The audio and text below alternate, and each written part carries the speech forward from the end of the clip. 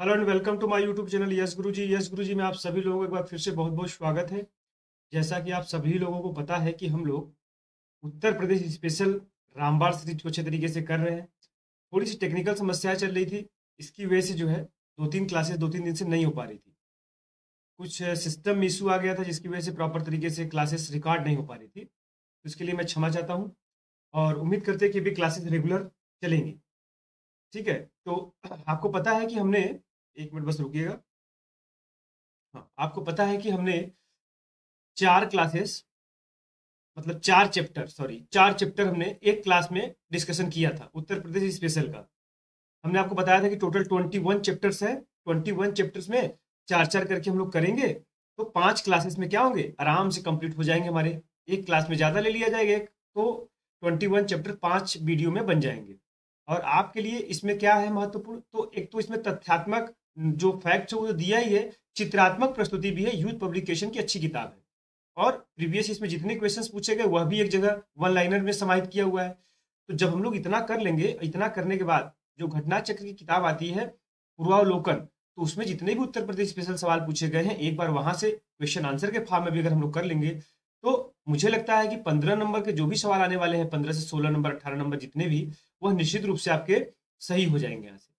और current affairs की series चल ही रही है, उसको आप लोग देखते रहिए। तो यह हमारे बारे में है। ये देखिए, Ajesh Kumar Patel, experience 6 year of civil service exam, option subject हमारा geography, Unacademy education internship program, exam plus educator online and offline.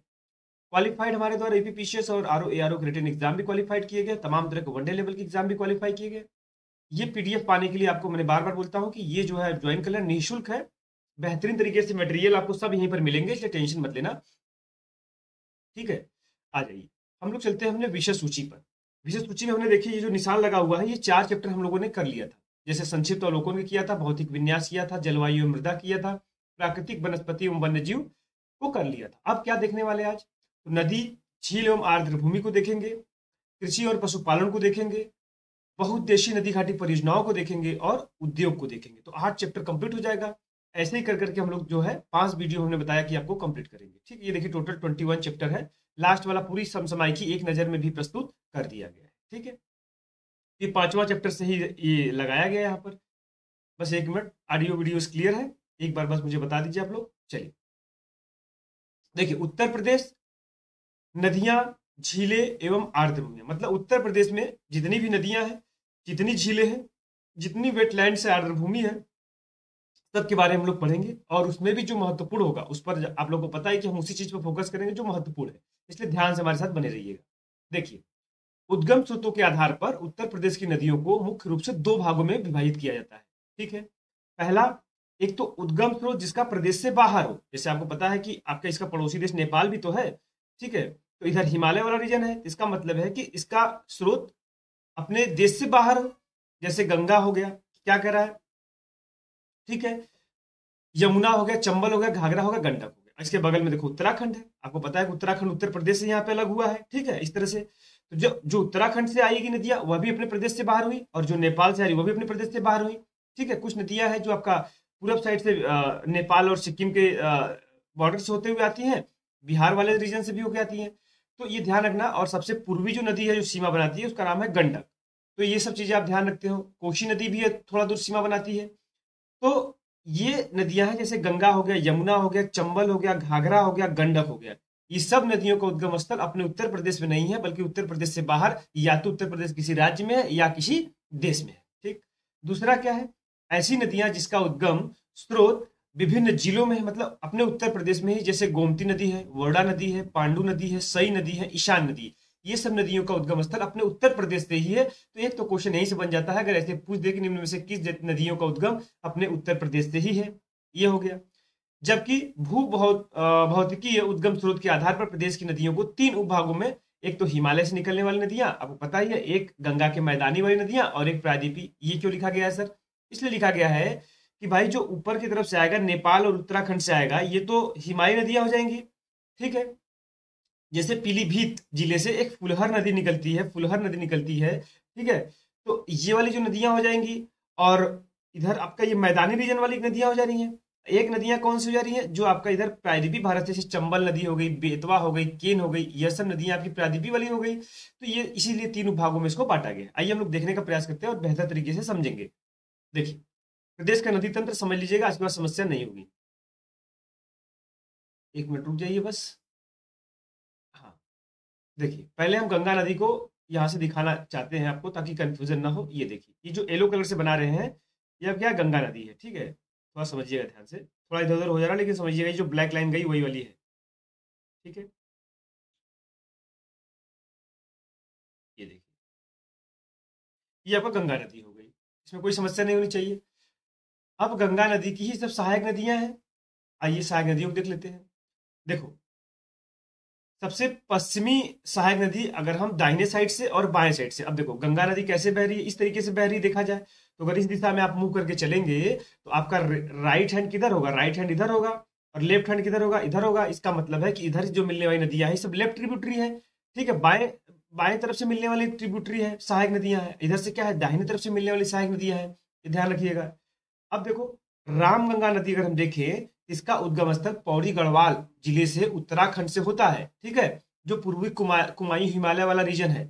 इसका मतलब है कि रामगंगा का उद्गम स्थल कहाँ से, उत्तराखंड से, पौड़ी गढ़वाल जिले से होता है, कुमायूं हिमालय से होता है। आकर के कहाँ गंगा मिलती है, तो आप देखो कन्नौज में आकर के गंगा से मिल जाती है। एक क्वेश्चन बना। दूसरा, गोमती नदी की बात करेंगे तो गोमती नदी आपको पता है कि पीलीभीत जिला पड़ता है, और फुलहर फुलहर झील है। तो पीलीभीत जिला में फुलहर झील से निकलती है, और मैदानी भागों में उद्गम होने वाली एकमात्र नदी है। और आगे कहा, गाजीपुर के पास क्या करती है, यह गंगा नदी से मिल जाती है। एक चीज ध्यान रखना। फिर देखो, शारदा नदी की बात करें तो शारदा नदी का जो उद्गम स्थल है, यह पूर्वी कुमायूं से यह भी होता है। ठीक है, पूर्वी कुमायूं से होता है, उत्तराखंड वाले रीजन से, और उत्तराखंड और नेपाल का सीमा बनाते हुए यह नदी कहाँ, आपकी उत्तर प्रदेश में प्रवेश करती है। ये ध्यान रखिएगा। अब देखो, इसमें थोड़ी सी कहानी यह है कि जब यह जो है उत्तराखंड वाले रीजन में, पूर्वी हिमालय वाले रीजन में रहती है, जब नेपाल से सीमा बनाती है, तब उसको गौरी गंगा बोलते हैं। जब यहाँ पे उद्गम होती है तो इसको गौरी गंगा बोलते हैं। और चौका नदी, काली नदी के नाम से भी इसको नेपाल में जाना जाता है। जैसे ही यह उत्तर प्रदेश की सीमा में प्रवेश करती है, इसका नाम क्या हो जाता है, शारदा नदी। यह कंफ्यूजन दूर करना। उसके बाद अब इसकी लेफ्ट ट्रिब्यूटरी कौन है, तो घाघरा नदी है। देखो, इसका भी उद्गम ऐसे है, तो इधर से जो नदी मिलेगी इसकी लेफ्ट, इधर से मिलेगी राइट। तो इसकी जो आगे जाने के बाद एक घाघरा नदी आती है, जो तिब्बत से मापचाचुंगो ग्लेशियर है, वहीं से निकलती है घाघरा नदी। ठीक है, इसी को सरयू नदी भी बोलते हैं, इसी को करनाली नदी भी बोलते हैं। कंफ्यूजन मत रखना बच्चा, बहुत लोग कंफ्यूज रखते हैं। घाघरा नदी को ही करनाली नदी, ठीक है, घाघरा नदी को सरयू नदी बोलते हैं। और यह आकर के बहराइच के पास, आपको पता है बहराइच जिला है, तो बहराइच के पास शारदा से क्या करती है, संगम करती है। और उसके बाद अभी तक तो ये इधर से शारदा आ रही थी, इधर शारदा आ रही थी, और इधर से क्या आ रही थी, घाघरा आ गई। जब घाघरा और शारदा दोनों संगम कर गए, तब ये घाघरा के नाम से आगे बढ़ती, इसी को सरयू नदी भी बोलते हैं। ये बात ध्यान रखना। अब देखो, ये आ गई। और छपरा के पास थोड़ा सा ऊपर करे, देखो गंगा नदी येलो कलर से है। अब देखो, ये आकर के मिल रही, तो जहां पर ये मिलती है ना, यहाँ पे ये छपरा के पास आकर के गंगा में मिल जाती है। कौन सी ट्रिब्यूटरी हुई, तो बाई ट्रिब्यूटरी हुई, लेफ्ट ट्रिब्यूटरी हुई। आ जाओ, राप्ती नदी के बारे में बात करते हैं। तो राप्ती नदी का भी उद्गम स्थल नेपाल से ही होता है, हिमालयी रीजन से होता है, और देवरिया के पास आकर के क्या करती है, राप्ती नदी मिल जाती है। एक चीज आपका ये कंफ्यूजन दूर हुआ। सबसे पूरब से मिलने वाली जो नदी है, इसमें देखो गंडक नदी है। गंडक नदी है जो नेपाल से निकलती है, और इसी गंडक को नारायणी नदी भी बोलते हैं, क्योंकि इसी गंडक नदी में, इसी गंडक नदी को क्या, बहुत ही पवित्र नदी माना जाता है। और इसमें जो है ना, छोटे छोटे स्फटिक के जो पत्थर होते हैं, जिससे जिससे आप देखोगे जो नारायण ठाकुर जी बनते हैं, वो वाला पत्थर, क्वार्टजाइट पत्थर इसमें मिलता है, और जो कि नारायण के रूप में पूजा किया जाता है। तो इसलिए इसको नारायणी नदी बोलते हैं, गंडक नदी बोलते हैं। और देखो, यह उत्तर प्रदेश के साथ, देखो यही वाला उत्तर प्रदेश की सीमा है, इस उत्तर प्रदेश के साथ इतना सीमा बनाते हुए पटना के नजदीक आकर क्या करती है, गंगा से मिल जाती है। उम्मीद करते हैं कि आपको गंडक नदी के बारे में समझ में आया होगा, राप्ती नदी के बारे में समझ में आया होगा, घाघरा और शारदा की क्या कहानी है वो समझ में आया होगा, रामगंगा के बारे में समझ में आया होगा। अब आ जाइए, इसकी दाहिने ट्रिब्यूटरी की बात करें तो आपको पता है कि दाहिने ट्रिब्यूटरी में सबसे पहली नदी यमुना नदी मिलती है, जो कि बंदरपुक्ष जिला है, और यमुनोत्री ग्लेशियर से निकलते हुए आकर के कहां पर, सबको पता है कि यह प्रयागराज के पास क्या करती है, अपना संगम करती है। यह यमुना नदी की बात कर रहे हैं। जैसे यमुना नदी को दूसरे कलर से दिखा देते हैं, तब आपका कंफ्यूजन दूर हो जाएगा। 1 मिनट बस रुक जाइएगा। ये देखो, ये आपका जो मैंने ब्लू कलर से बना रहा हूँ, ये आपका यमुना नदी है। ठीक है, ध्यान समझिएगा, थोड़ा इधर उधर हो जा रहा है, समझ लीजिएगा, इतना अंडरस्टैंड आप लोग कर लेंगे। ठीक है, थोड़ा पैड हमारा छोटा है ना लिखने वाला, इसकी वजह से होता है ऐसा। चलिए, ये हो गया। अब देखो, हाँ, अब देखो, अब तो दाहिने तरफ से सबसे पहले मिलने वाली नदी कौन सी हो गई, अगर आप देख रहे हैं तो हो गई आपकी कौन सी भाई, यमुना नदी। उसका उद्गम स्थल हमने बता दिया। अब उसके बाद देखो, पहले हम लोग गंगा का देखेंगे। अब उसके बाद देखो, एक नदी यहाँ से आती है, सोन नदी, जो कि अमरकंटक से निकलती है। आपको पता है कि अमरकंटक, हमने सब कुछ बताया है। ठीक है, अब अमरकंटक चोटी से निकलने के बाद यह पटना के नजदीक क्या करती है, गंगा से मिल जाती है। किस साइड से मिलती है, तो दाहिने साइड से मिलती है। यह भी आपको पता हो गया, दाहिने साइड से मिलती है।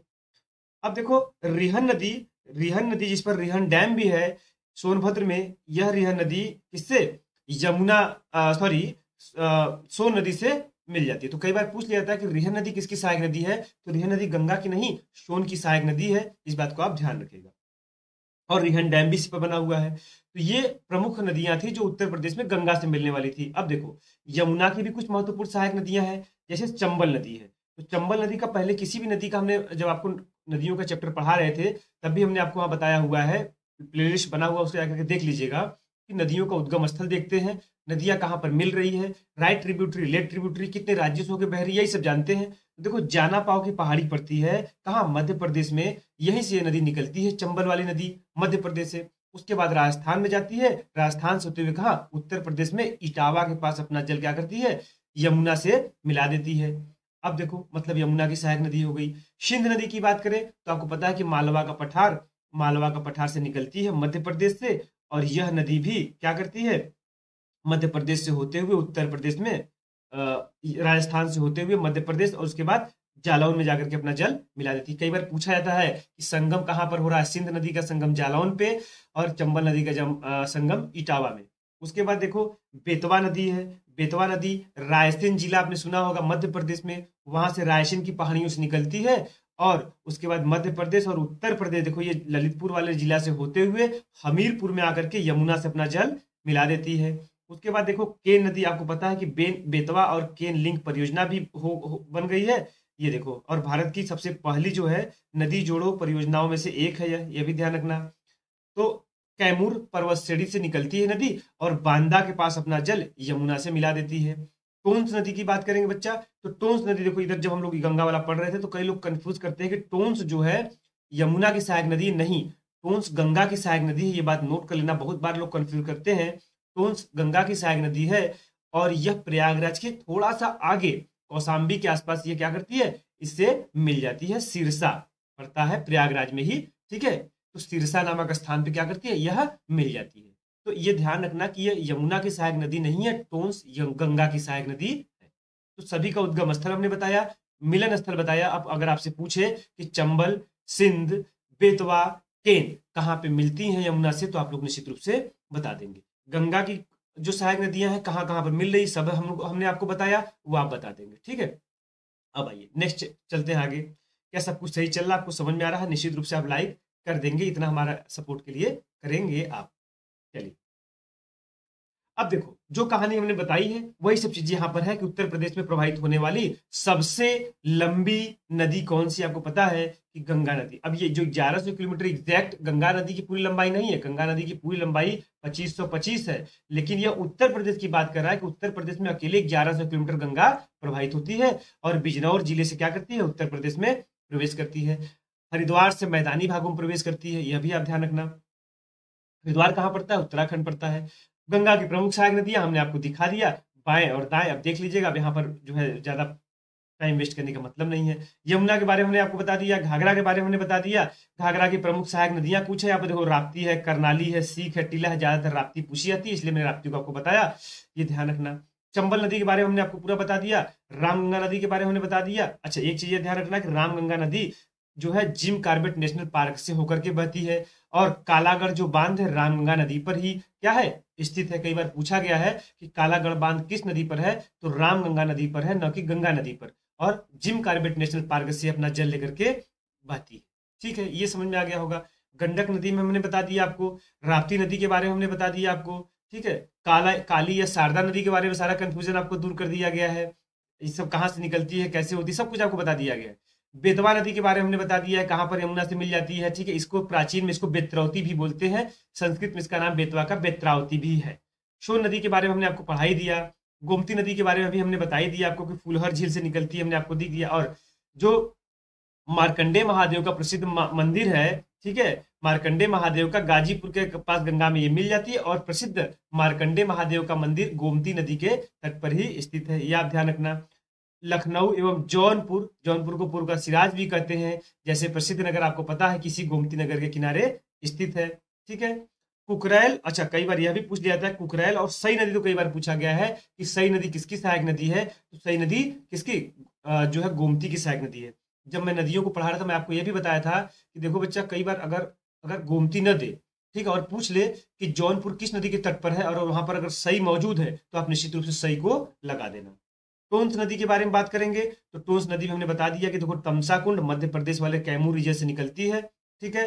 हिंडन नदी के बारे में, हिंडन नदी क्या है, यमुना की सहायक नदी है, इसका उद्गम स्थल शिवालिक सीढ़ियों से होता है और सहारनपुर जिले में प्रवेश करती है और गौतम बुद्ध में क्या करती है, गौतम बुद्ध नगर में यमुना से मिल जाती है, मतलब दाहिने तरफ की ये सॉरी लेफ्ट टाइप की ट्रिब्यूटरी है, ठीक है। कर्मनाशा नदी देखो, कर्मनाशा नदी गंगा की सहायक नदी है, इसका उद्गम स्रोत कैमूर पर्वत बिहार से है और उत्तर प्रदेश के मैदानी भागों से बहती है। यह नदी बिहार और उत्तर प्रदेश की सीमा को निर्धारित करती है। यह जो है गंगा की दाहिने साइड की ट्रिब्यूटरी है, इसको ध्यान रखना। आ जाइए, जो मेन मेन चीजें थे हमने आपको पूरा मैप में अच्छे से दिखा दिया।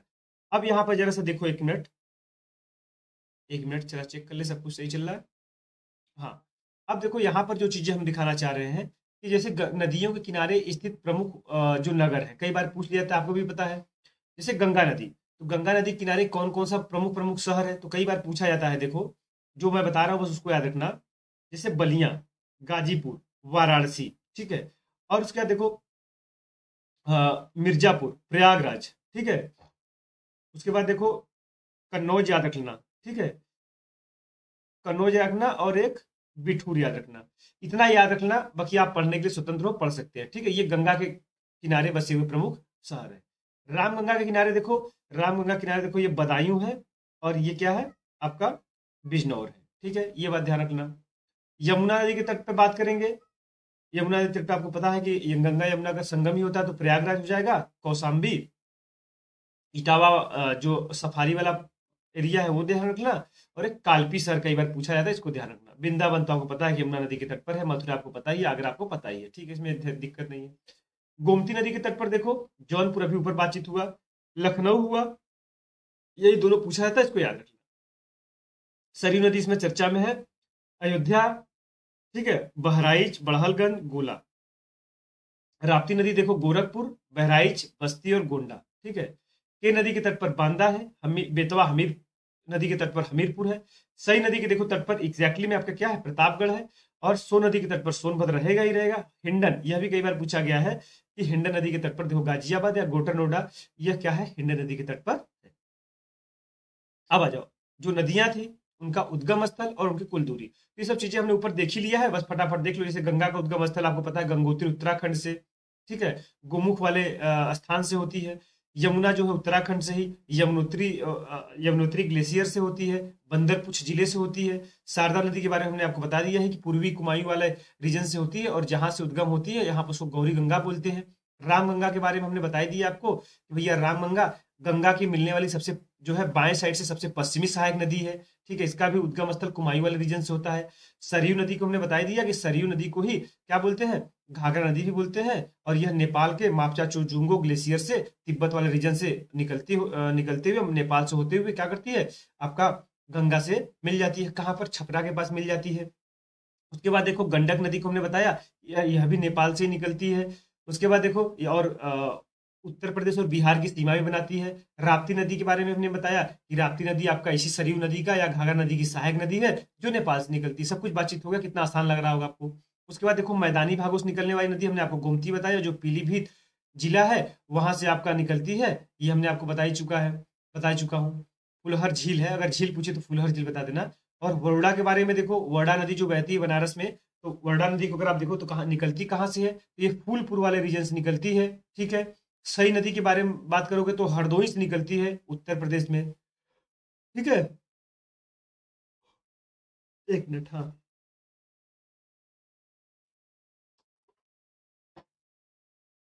अब आ जाइए, पर्वतीय क्षेत्रों से निकलने वाली नदियों की बात करेंगे। देखो, चंबल नदी है, बेतवा है, केन है, सोन है, सिंध है, टोंस है, कन्हार है, रिहंद है। ठीक है। तो पर्वतीय क्षेत्र से हमने आपको बता ही दिया, ये पर्वतीय क्षेत्र में भी वो कौन सा प्रायद्वीपीय वाला जो भारत है उधर से निकलती है, इस वाले रीजन से, मालवा का पठार उठार वाले रीजन से। देखो, चंबल के बारे में बता दिया, मध्य प्रदेश। ठीक है। उसके बाद हमने आपको बता दिया कि बेतवा के बारे में मध्य प्रदेश, केन के बारे में, शोन के बारे में, सिंध के बारे में, टोन्स के बारे में, कन्हार के बारे में, सब कुछ बातें हो चुकी, इनकी लंबाई को याद रखने की जरूरत नहीं है। उत्तर प्रदेश की प्रमुख झीलों की अगर बात करें, उत्तर प्रदेश की प्रमुख झीलों के बारे में बात करेंगे तो कई बार पूछ लेता है, झील दे देगा और एक तरफ जिला दे देगा मिलाने के लिए। तो एक बार हम लोग पहले मैप में देख लेते हैं, उसके बाद इसको भी हम लोग चार्ट में देख लेंगे। देखो, जो जो निशान लगा हुआ है वो बहुत महत्वपूर्ण है, ध्यान रखना। और बताएंगे तो हम आपको सभी। शुक्रताल जैसे है, मुजफ्फरनगर में है। शेखा झील कहाँ पर है? अलीगढ़ में है। रामपुर में गौर झील है। कुल्हर झील पीलीभीत में भी बातचीत हो ही रहा था। बड़ा ताल जो है आपका शाहजहांपुर में है। दाहर एवं भिजवाना झील कहाँ पर? हरदोई में है। उसके बाद देखो, आपका सीतापुर की अगर हम बात करेंगे तो सीताकुंड एवं चक्रकुंड है। उसके बाद बहराइच की बात करेंगे, चितौरा झील कई बार पूछा जाता है, यहीं पर प्रयाग झील भी है। अयोध्या में देखो, दरवन झील है, चर्चा है अयोध्या, थोड़ा ध्यान रख लेना। उसके बाद गोरखपुर में रामगढ़ ताल है और चिलीवा झील है। बलिया में देखो, सुरहा ताल कई बार पूछा गया है। सुल्तानपुर में देखो, राजा का बांध है। भोजपुर और लांदी का ताल है। ठीक है। वाराणसी में देखो, आंधी ताल है। ठीक है। मिर्जापुर में देखो, टांडा दरी है। और कौशाम्बी में अलवारा झील है। रायबरेली में समसपुर है। उन्नाव में नवाबगंज झील है। जो हाईलाइट किया गया उसको निश्चित रूप से याद रखना। बकिया जो बच्चे स्वतंत्र है, देखना चाहे तो सब याद कर सकते हैं।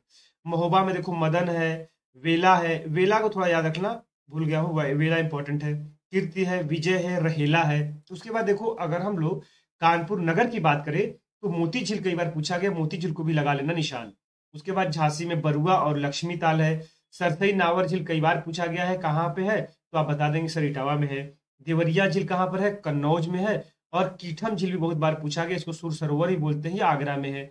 मथुरा में देखो, राधा कुंड है, कुसुम कुंड है, नौह झील है, कोकिला कुंड है, कृष्णा कुंड है और मानसी गंगा कुंड है। तो इतना आप लोग याद रख लेंगे, काम बन जाएगा। इसी चीज को लिस्ट में है, आप लोग लिस्ट में भी देख सकते हैं। यहाँ पर थोड़ी सी कुछ टेक्निकल इशू आ गई थी, इसलिए थोड़ा सा ना देख चेक करना पड़ता है बीच बीच में, कि कहीं ऐसा ना हो कि क्लास रिकॉर्ड ना हो। आ जाइए, देखो, सुरहा ताल हमने बताया। अब जो जो यहाँ पर निशान लगा रहे समझना इंपॉर्टेंट है। सुरहा ताल कहाँ पर भैया? बलिया में है। मोती झील देखो इंपॉर्टेंट है, कहाँ पर है? कानपुर में है। करेला झील कई बार पूछा गया है, लखनऊ में है, ध्यान रखना। और उसके बाद देखो, शेखा झील भी कई बार पूछा गया है, कहाँ है? अलीगढ़ में है। समसपुर कहाँ पर है? बहुत महत्वपूर्ण है, रायबरेली में है। राधा कुंड झील कहाँ पर है? तो मथुरा में है। ठीक है। उसके बाद देखो, औंधी झील, औंधी ताल या औंधी झील कहाँ पर है? वाराणसी में। जितना पर मैं निशान लगा रहा हूँ तीर का, वो बहुत महत्वपूर्ण है। बल्हापारा झील कहाँ पर है? कानपुर में है। राजा का बांध कहाँ पर है? सुल्तानपुर में है। रामगढ़ ताल बहुत महत्वपूर्ण है, गोरखपुर में है।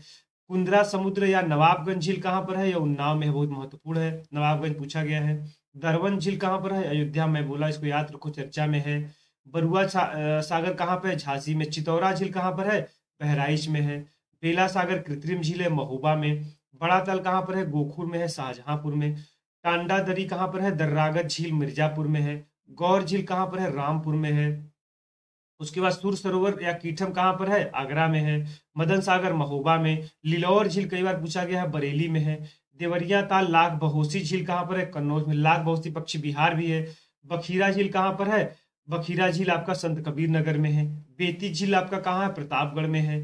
गोविंद बल्लभ पंत सागर कहाँ पर है? सोनभद्र में है। शुक्रताल कहाँ पर है? मुजफ्फरनगर में। पार्वती औरंगा कहाँ पर है? गोंडा में। तो ये सब महत्वपूर्ण था, इसको आप लोग याद रखें। आइए, उत्तर प्रदेश के रामसर स्थल। रामसर स्थल क्या होता है?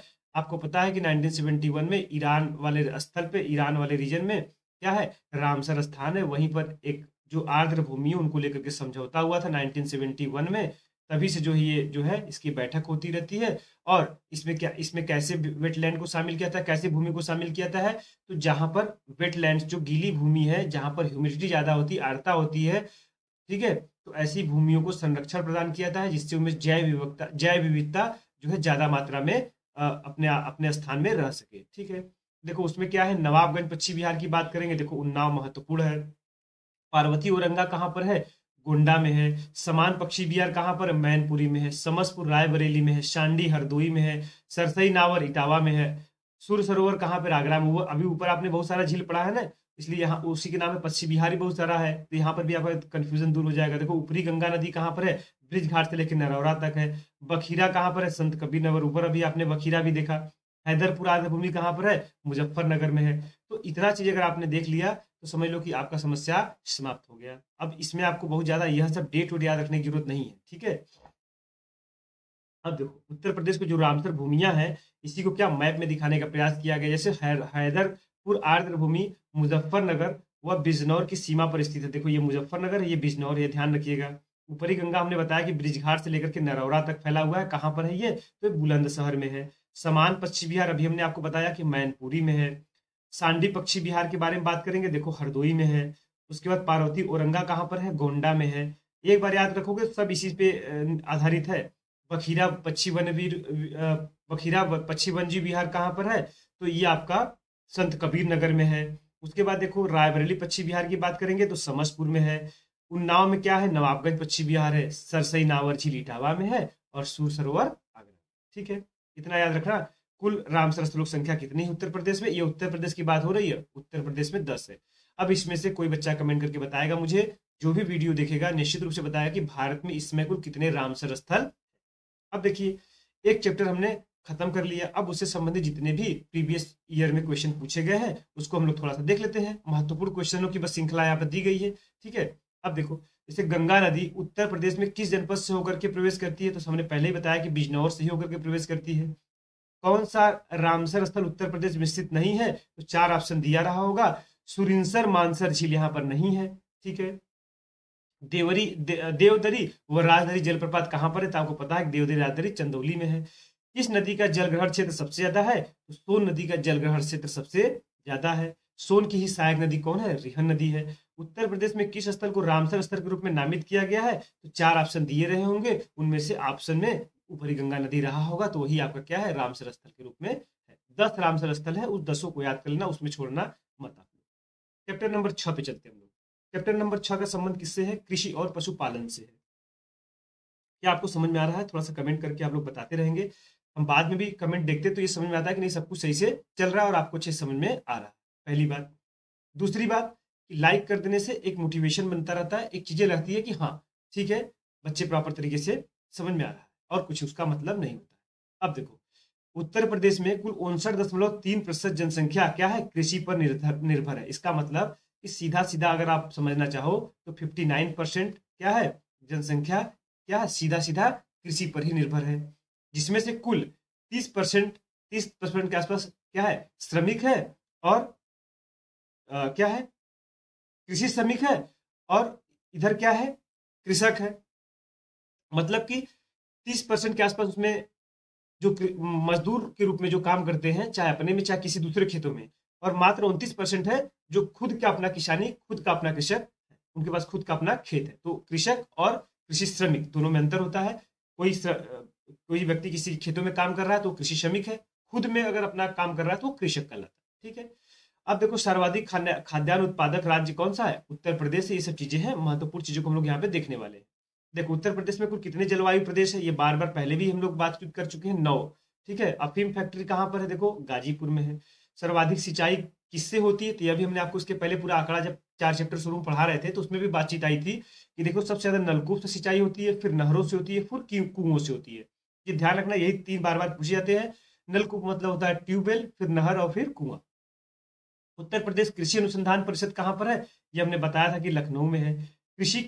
केंद्रीय कृषि वानिकी अनुसंधान संस्थान कहाँ पर है, ये झांसी पर है, केंद्रीय कृषि वानिकी अनुसंधान केंद्र। और गन्ना अनुसंधान कई बार पूछा जाता है, तो गन्ना अनुसंधान संस्थान कहाँ पर है, लखनऊ में है। उसके बाद देखो दलहन अनुसंधान कहाँ पर है, कानपुर में है। सब्जी अनुसंधान कई बार पूछा गया है, बनारस वाराणसी में है। और केंद्रीय अगर उपोष्ण पूछे, सब ट्रॉपिकल वाला पूछे, तो केंद्रीय उपोष्ण बागवानी कहाँ पर है, लखनऊ में है। इसी का नाम पूर्व नाम था केंद्रीय आम अनुसंधान संस्थान। भारतीय चारागाह एवं चारा अनुसंधान संस्थान कहाँ पर है, तो ये झांसी वाले रीजन में है। अब देखो पान के लिए यही एक जिला है महोबा, सबसे ज्यादा पान का जो है प्रोडक्शन यहीं पे होता है। तो पान प्रयोगशाला प्रशिक्षण केंद्र भी कहाँ पर है? महोबा में। उम्मीद करते हैं कि जो हमने आपको बताया ये आपको समझ में आया। फिर उसके बाद देखो कुछ कृषि प्रौद्योगिकी है, जैसे सरदार वल्लभ भाई कृषि एवं प्रौद्योगिकी विश्वविद्यालय कहाँ पर है भैया? मेरठ में है।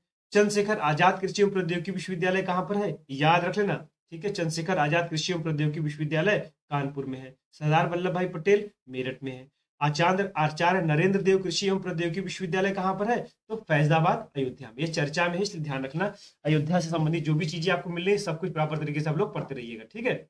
आइए उसके बाद कह रहा है कि बांदा कृषि एवं प्रौद्योगिकी विश्वविद्यालय कहाँ पर है? तो बांदा नाम से ही पता है बांदा में है। रानी लक्ष्मीबाई का आपको पता है कि उनका संबंध झांसी से, उससे राजकीय उतक संवर्धन टिश्यू वाला की बात कर रहा है तो लखनऊ में है।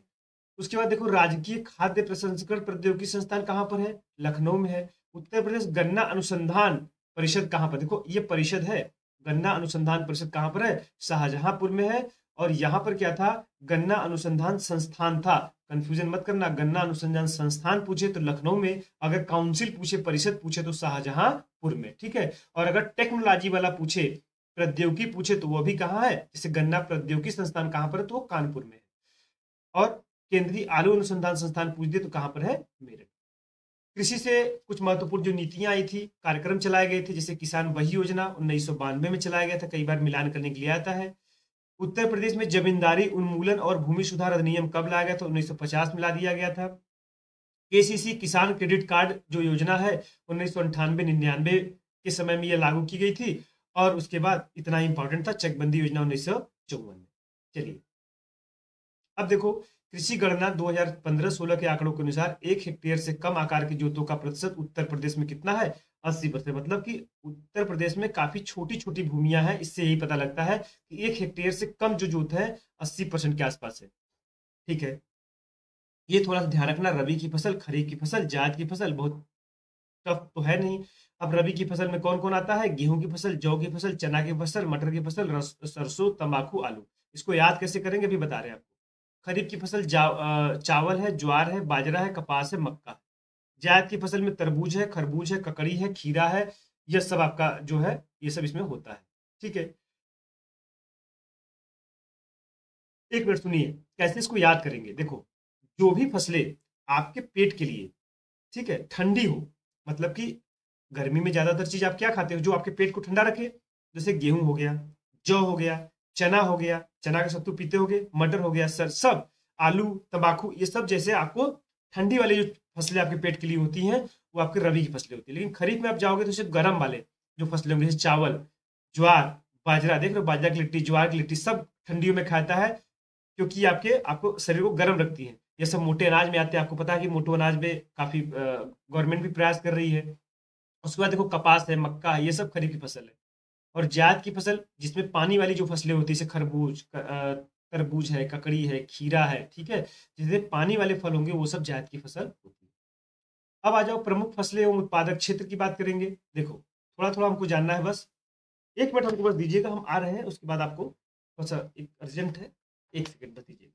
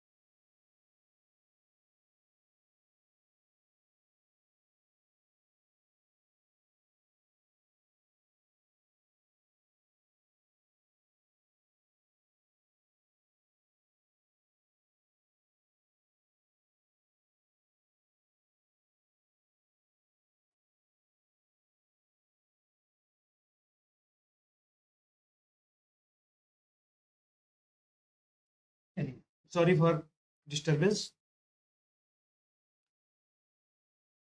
क्या कह रहा है कि हम लोग कहाँ पर थे? तो प्रमुख फसलों के बारे में हम लोग देखेंगे जो महत्वपूर्ण, जैसे गेहूं के बारे में। बस एक मिनट रुकिएगा, सब कुछ सही चल रहा है। देखो गेहूं के बारे में हम लोग पढ़ रहे हैं। तो गेहूं में जो आर्थिक समीक्षा 21-22 के अनुसार उत्तर प्रदेश देश का सर्वाधिक गेहूं उत्पादक राज्य। एक चीज याद रखना बस, गेहूं उत्पादक जिले कौन कौन से हैं, कहां पर गेहूं सबसे ज्यादा उत्पादन होते हैं? जैसे आगरा हो गया, मेरठ हुआ, बुलंदशहर हो गया, सहारनपुर है, अलीगढ़ है, मुजफ्फरनगर है, मुरादाबाद है, कानपुर। पश्चिमी उत्तर प्रदेश साइड में आप देख रहे हो कि सबसे ज्यादा गेहूं उत्पादन हो रहा है।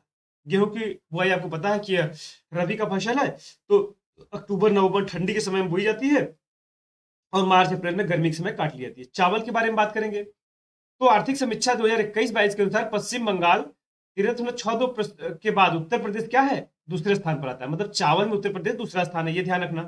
चावल के प्रमुख उत्पादक जिले कहां पर है? तो देखो सहारनपुर है, महाराजगंज है, पीलीभीत है, बहराइच, गोंडा, बस्ती, रायबरेली, गोरखपुर, बलिया, वाराणसी। इसका मतलब है जो तराई वाला रीजन है उस वाले रीजन में। गन्ना उत्पादन में चलेंगे तो गन्ना एक कमर्शियल वाणिज्यिक फसल है, यह ध्यान रखना। और उत्तर प्रदेश का देश में क्या है? प्रथम स्थान है, यह भी ध्यान रखना। जिसमें इसमें प्रथम स्थान है जो महत्वपूर्ण उसको मैं बता रहा हूँ, ध्यान रखना। गन्ना उत्पादक प्रमुख शहर कहाँ पर है? देखो मेरठ है, मुजफ्फरनगर है, गाजियाबाद है, बुलंदशहर है, अलीगढ़ है, मुरादाबाद है, सहारनपुर है, पीलीभीत है, सीतापुर है, लखीमपुर है, गोंडा, बलिया, बस्ती, महाराजगंज। देखो इसमें भी तराई वाले सेक्शन जहां पर ज्यादा पानी की उपलब्धता है वहां वाले रीजन पर है। कुछ पश्चिमी जिले भी हैं जैसे गाजियाबाद हो गया, मेरठ हो गया, ये ध्यान रखना। देखो उसके बाद कह रहा है कि गन्ना के उत्पादन में मेरठ अग्रणी जिला है। ठीक है, मेरठ अगर जिले की बात करें उत्तर प्रदेश सबसे ज्यादा गन्ना कहाँ उत्पादन होता है? तो मेरठ में। उसका देखो बाजरा कैसी फसल आपको पता है, खरीफ फसल है जो कम वर्षा वाले क्षेत्र में बोई जाती है। तो इसका मतलब है कम वर्षा वाले क्षेत्र जहां पर कम कम बारिश होता होगा। तो आपको पता है कि पश्चिमी उत्तर प्रदेश में बारिश की थोड़ी मात्रा कम होती है। तो मथुरा, आगरा, बदायूं, अलीगढ़, एटा, फिरोजाबाद, मुरादाबाद, गाजीपुर और कानपुर। बाजरा के उत्पादन में सबसे ज्यादा कहां पर होता है? तो आगरा वाले जिले में होता है। ठीक है, उसके बाद देखो अन्य फसल और उत्पादक जिले, जैसे चना वाला, चना आप देखोगे कि चना सबसे ज्यादा आपको जो देखने को मिलेगा बुंदेलखंड वाले रीजन में देखने को मिलेगा, ये बात ध्यान रखना मोटा मोटी। मूंगफली के बारे में देखो, यह भी आपका हरदोई, सीतापुर, एटा, मुरादाबाद। कपास, ये सब जिले आपको याद नहीं रखने हैं, बस थोड़ा सा एक बार देख लेना है ताकि अगर कभी एक बार पूछ लिया, जैसे जूट का अगर आपको पता लगाना हो तो बहराइच, देवरिया, गोंडा, लखीमपुर खीरी, ये ध्यान रखना। तंबाकू वाला है भी मेरठ, गाजियाबाद, बुलंदशहर, सहारनपुर, इस सब जगहों पर है, तो ये ध्यान रखना इतना। ठीक है, अब आ जाइए हम लोग चलते हैं नेक्स्ट पॉइंट पे। देखो उत्तर प्रदेश का फसल चक्र, बुंदेलखंड, पश्चिमी उत्तर प्रदेश और पूर्वी उत्तर प्रदेश के सब फसल चक्र है। जहां पर जैसी व्यवस्था होती है उसके हिसाब से वहां का फसल चक्र होता है। जैसे बुंदेलखंड में देखोगे तो ज्वार और अरहर के एक फसल चक्र होता है, जबकि पश्चिमी उत्तर प्रदेश में मक्का, आलू और प्याज का फसल चक्र, मतलब एक ही समय में 3 फसलों को उगा लेते हैं। पूर्वी उत्तर प्रदेश में देखोगे धान और मसूर को उगाया जाता है। ऐसे ही अलग अलग समय में अलग अलग, चाहे अगर इसको इसको बो रहे हैं तो इसके साथ ये मतलब अलग अलग स्थानों पे अलग अलग फसल चक्र होता है। ये आपको बहुत महत्वपूर्ण, ज्यादा नहीं ध्यान जो है बहुत परेशान होने की जरूरत नहीं है। आ जाओ, देखो फसल उत्पादन में अगर हम लोग आते हैं तो फसल उत्पादन देखो आम, आम के उत्पादन में उत्तर प्रदेश क्या है? प्रथम स्थान है। नवाब ब्रांड से उत्तर प्रदेश का आम जो है प्रचलित है। ठीक है, नवाब ब्रांड। और कहां पर सबसे ज्यादा उत्पादक जिले हैं? तो आपको पता है कि लखनऊ हो गया, सीतापुर, वाराणसी, सहारनपुर, गाजियाबाद, यह सब आपके आम के उत्पादक जिले हैं। उसमें अगर लंगड़ा आम पूछ दे तो आपका कहाँ? वाराणसी।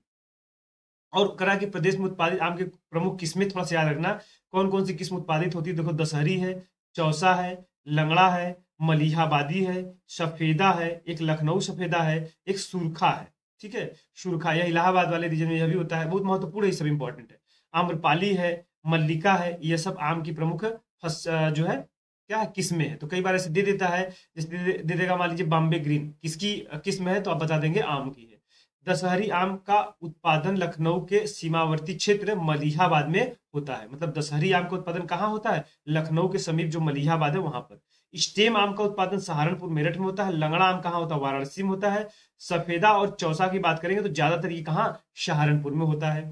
केला की बात करेंगे, देखो केला के जो प्रमुख प्रजातियां हैं जैसे मालभोग है, चीनी है, चंपा है, अल्पान है, अधेश्वर है, दूधसागर, ये सब ने निशानी से लगाया है कि इनकी प्रजातियां कई बार पूछ ली जाती है, इसलिए ध्यान रखना।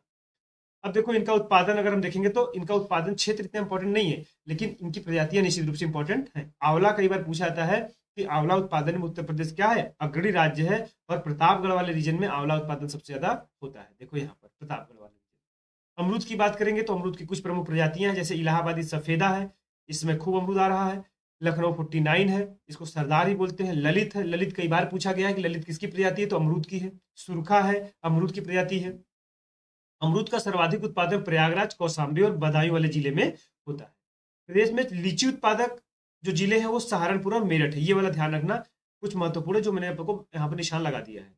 जहां जहां स्टार लगा इसका मतलब वो निश्चित रूप से बहुत महत्वपूर्ण डायरेक्ट क्वेश्चन बन सकते हैं। प्रदेश में संतरे का उत्पादन बुंदेलखंड और सहारनपुर में होता है, ठीक है, यह भी पूछा गया क्वेश्चन है। पान का उत्पादन महोबा में हम लोग बात कर चुके हैं। कृषि से संबंधित जो महत्वपूर्ण तत्व है, जैसे कि आम हेतु जो प्रशिक्षण केंद्र है कहाँ पर है, लखनऊ में। आम हेतु। अमरूद हेतु प्रशिक्षण केंद्र कहाँ पर है, हमने बताया कि प्रयागराज वाले रीजन में सबसे ज्यादा अमरूद होता भी तो प्रयागराज में। और आम के लिए आपने देखा कि लखनऊ में सबसे ज्यादा होता है, तो उधर वाले रीजन में आप चले जाइए लखनऊ। कन्नौज आपको पता है पुष्प के लिए है प्रसिद्ध। उत्तर प्रदेश में जो आलू है उसको किस ब्रांड के नाम से बेचा जाता है, तो ताज ब्रांड के नाम से। आलू उत्पादन में उत्तर प्रदेश का क्या है, प्रथम स्थान है। और केंद्रीय आलू अनुसंधान संस्थान कहाँ पर है, मोदीपुरम। मोदीपुरम कहाँ पर है, तो मेरठ में है। उत्तर प्रदेश की एकमात्र अफीम फैक्ट्री के बारे में बातचीत हो चुका है, गाजीपुर में है। प्रदेश में अफीम का सबसे बड़ा उत्पादक जिला कौन सा है, तो बाराबंकी है। सबसे बड़ा उत्पादक जिला और अफीम फैक्ट्री दोनों में अंतर है। अफीम फैक्ट्री कहाँ पर लगी हुई है, तो गाजीपुर में, लेकिन सबसे बड़ा अफीम उत्पादक जिला कौन सा है, तो बाराबंकी। आदर्श पुष्प उत्पादन केंद्र लखनऊ में स्थापित किया जा रहा है। उत्तर प्रदेश में कुल 9 आदर्श पुष्प उत्पादक केंद्र है।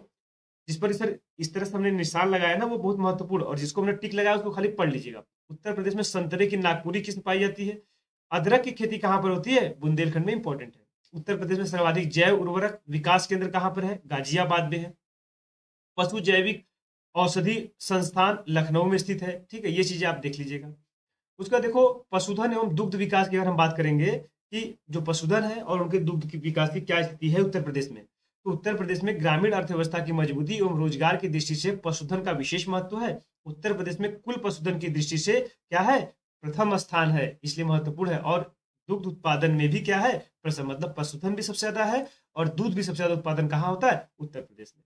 2019 की जो 20वीं पशु गणना हुई थी उसमें भारत में कुल पशुओं की कुल संख्या का 535 मिलियन है पूरे भारत में, ठीक है, और उसमें से 68 मिलियन उत्तर प्रदेश में अकेले है, ठीक है। अब उसका देखो पशुओं की संख्या के मामले में बता दिया उत्तर प्रदेश का प्रथम स्थान है। और 2012 की जो पशु जनगणना हुई थी उसके उसमें 68.7 था, इसका मतलब कुछ परसेंट कमी है, उससे कोई लेना देना नहीं, इतना परसेंट मत होना।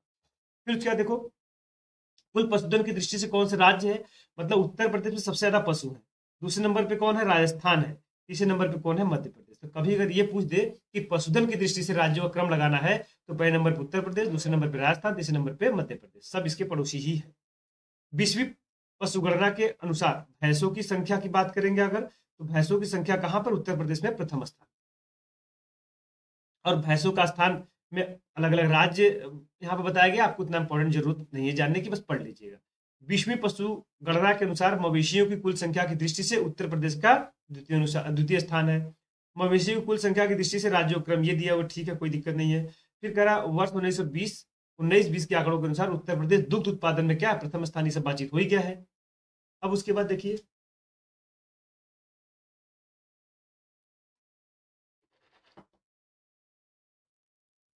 एक मिनट रुक जाइए, हाँ अब कहा गया, कह रहा है कि 19-20 में आंकड़ों के अनुसार दुग्ध उत्पादन, यह महत्वपूर्ण है, इसको याद रखना कि दुग्ध उत्पादन राज्यों का क्रम अगर पूछ ले तो उत्तर प्रदेश तो पहला आपको याद है, लेकिन दूसरा भी याद रखिए राजस्थान, और तीसरा भी याद रखिए मध्य प्रदेश। सबसे ज्यादा दूध उत्पादन कौन सा है, उत्तर प्रदेश, दूसरा राजस्थान, तीसरा, इसी क्रम में इनके पास पशुधन भी है।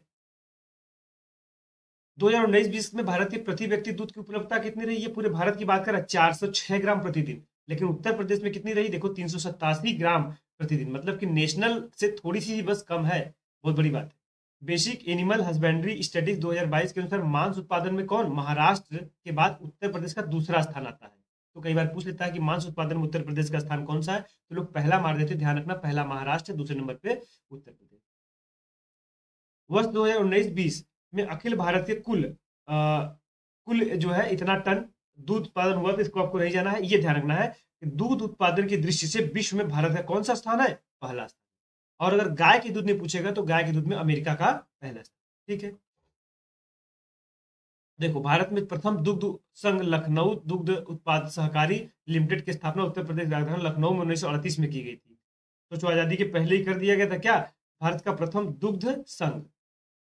और दुग्ध व्यवसाय में तकनीकी सलाहकारी संस्था प्रादेशिक कोऑपरेटिव डेयरी फेडरेशन की स्थापना 1962 में की गई थी। एक मिनट। और 1976 में प्रदेश सरकार द्वारा उत्तर प्रदेश दुग्ध अधिनियम 1976 किया गया था। ठीक है, ये सब इतने इंपॉर्टेंट नहीं थे जितना जो हमने आपको ऊपर सब बता दिया, जितना था जितना ऊपर बता दिया गया। अब देखिए, जितने भी एग्जामों में संबंधित इससे सवाल पूछे गए उन सबको वन लाइनर के रूप में यहाँ पे दिया गया है, इसको जरा ध्यान रखिए। उत्तर प्रदेश में कृषक समृद्धि आयोग, एक मिनट, उत्तर प्रदेश में कृषक समृद्धि आयोग कब बनाया गया था? तो 2017 में। उत्तर प्रदेश में कृषि अनुसंधान परिषद, ये बातचीत हुआ था, लखनऊ में है। कौन सा राज्य ट्यूबवेल की सिंचाई में? तो भी हमने बताया कि ट्यूबवेल से सबसे ज्यादा कहाँ? उत्तर प्रदेश, जिसको हम लोग क्या बोलते हैं? नलकूप बोलते हैं। अब उसके बाद यूपी में पशु प्रोटीन प्रति व्यक्ति जो उपभोग कितना है? तो 5 ग्राम है। उत्तर प्रदेश में परंपरागत भूमि मापन क्या इकाई है? बीघा है। गोकुल पुरस्कार किस क्षेत्र में दिया जाता है? तो दूध उत्पादन संबंधित है। पहला केचुआ बीज बैंक जहां पर स्थापित किया जा रहा है वह स्थान, ये भी पुराना क्वेश्चन 2006 में, इसका मतलब स्थापित हो चुका है। अब यह क्या क्वेश्चन पूछेगा कि पहला केचुआ बीज बैंक कहां पर है? तो इज्जतनगर बरेली में है। उत्तर प्रदेश में कौन सा शहर मैंगो फूड फेस्टिवल की मेजबानी करता है? लखनऊ करता है।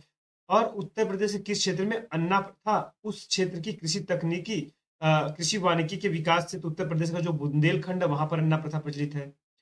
उत्तर प्रदेश 10वीं पंचवर्षीय योजना में किस क्षेत्र के विकास को सर्वोच्च प्राथमिकता दी गई थी? तो 10वीं पंचवर्षीय योजना की बात कर रहा है, उसमें कृषि को सर्वोच्च प्राथमिकता दी गई थी। उत्तर प्रदेश में सर्वाधिक प्रतिशत कर्मचारी नियोजित कहां पर है? तो कृषि में ही सबसे ज्यादा लगे हुए हैं। उत्तर प्रदेश की प्रमुखता से तिलहनी फसलें कौन कौन सी? तो राई और सरसों उत्तर प्रदेश की प्रमुख तिलहनी फसल है। उत्तर प्रदेश का कौन सा जनपद दशहरी आम का सर्वोच्च उत्पादक है? हमने आपको बताया कि लखनऊ है। उत्तर प्रदेश में राज्य खेती के मुख्य उद्देश्य क्या है? तो शोध कार्य करना, प्रदर्शन कार्य करना और बीज गुणन का कार्य करना। फिर उसके बाद कह रहा है कि कौन सा राज्य भारत का शक्कर का प्याला कहा जाता है? तो आपको पता है कि उत्तर प्रदेश ही पहले स्थान पर है, तो उत्तर प्रदेश को कहा जाता है। आंवले का उत्पादन हमने आपको बताया कि प्रतापगढ़ वाले रीजन में। उत्तर प्रदेश में खरीफ फसल की बुआई कब होती है? जून जुलाई में खरीफ फसल की होती है। ठीक है, उल्टा होता है, खरीफ की फसल ठंडी वाली फसलें होती हैं। भाई गर्मी में अगर कोई चीज बरसात के समय बोया जाएगा तभी तो ठंडी में काटा जाएगा, तो खरीफ की फसलें ठंडी में काटी जाती हैं। रबी की फसलें, रबी का मतलब होता है सूर्य, जब सूर्य निकलेंगे खूब चपक करके तभी जो है काटी जाती हैं, ये बात ध्यान रखना।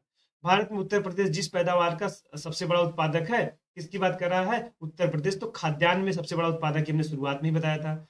उत्तर प्रदेश की प्रमुख वाणिज्यिक फसल कौन कौन सी है? देखो गन्ना है, उसके बाद आता है कौन सा? तंबाकू। उत्तर प्रदेश में उगाई गई फसलों में से किसकी अवधि न्यूनतम है? तो मूंग बहुत कम समय में हो जाता है, 2.5-3 महीने में हो जाता है। उत्तर प्रदेश कृषि उत्पादन बढ़ाने में कौन सा कारक सबसे अधिक प्रभावी रहा? उन्नत किस्म के बीजों को बढ़ता प्रयोग। उत्तर प्रदेश के किस क्षेत्र में सोयाबीन की फसल, सोयाबीन हो गया, चना हो गया, ये सब बुंदेलखंड वाले रीजन में ही उगाई जाती है। किस दलहन फसल का क्षेत्रफल उत्तर प्रदेश सबसे ज्यादा है? चना का हमने बताया भी आपको, कहाँ पर? बुंदेलखंड वाले रीजन में। उसके बाद भारत के राज्यों में से उत्तर प्रदेश किन फसलों का अग्रणी उत्पादक है? तो गेहूं, आलू और गन्ना का। उत्तर प्रदेश किन फसलों का सबसे बड़ा उत्पादक है? गन्ना और आलू का। किस फसल के उत्पादन, देखो कई सारे ऑप्शन दिए होंगे, यहाँ पर सिर्फ और सिर्फ आंसर दिया गया, ये बात ध्यान रखना। किस फसल के उत्पादन में उत्तर प्रदेश देश में प्रथम स्थान पर नहीं है? तो आपको पता है कि चावल में दूसरे स्थान पर है, पहले स्थान पर कौन है? पश्चिम बंगाल है। भारत में उत्तर प्रदेश का द्वितीय स्थान उत्पादक में किसमें? धान, यही अभी है।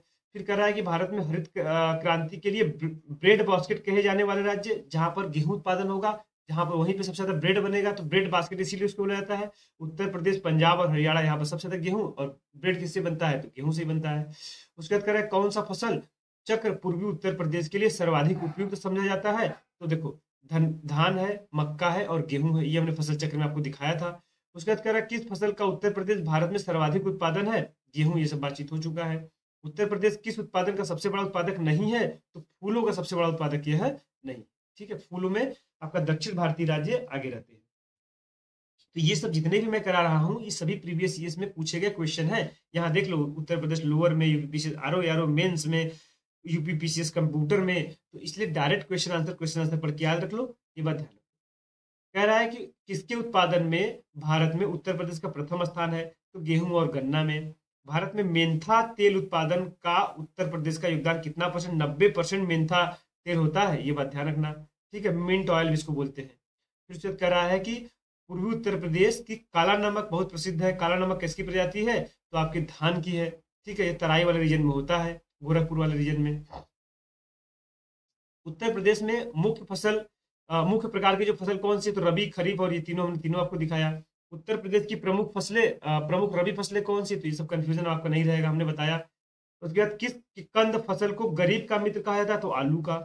2017-18 के अनुसार दालों में वैश्विक उत्पादन, देखो 17-18 का ये पूछ रहा है, अब तो आंकड़ा बदल जाएगा। सॉरी, हाँ एक मिनट रुकिए, कहाँ गया, दालों के वैश्विक उत्पादन की बात कर रहा है, तो दालों का वैश्विक उत्पादन में पहला स्थान था।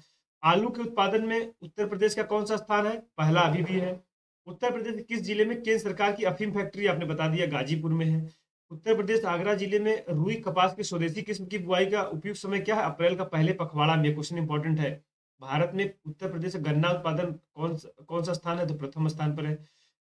महत्वपूर्ण अनाज फसलों के नाम उल्लेख, देखिए सब अब आपके लिए हवा हो गया, ठीक है। गेहूं, चावल, बाजरा, जौ, मक्का, ये सब तीनों तीनों समय में, तीनों फसल चक्र में उत्तर प्रदेश में तीनों तरह की फसलें बोई जाती हैं। निम्न में से कौन सा राज्य भारत में खाद्यान्न का सबसे बड़ा जो है क्या है, उत्पादक है, ये ध्यान रखना, तो उत्तर प्रदेश है।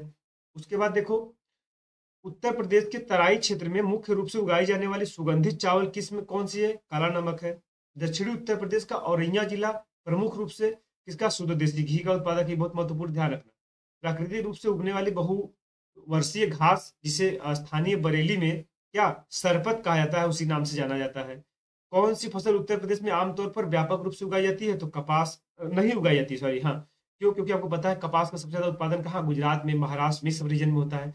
लेकिन चूंकि उत्तर प्रदेश का जो दक्षिणी वाला जिला है, जो पठारी वाला जिला है, वहां पर क्या है, थोड़ी सी इसकी अनुकूल मिट्टियां पाई जाती है, इसलिए यहाँ पर थोड़ा बहुत कपास होता है।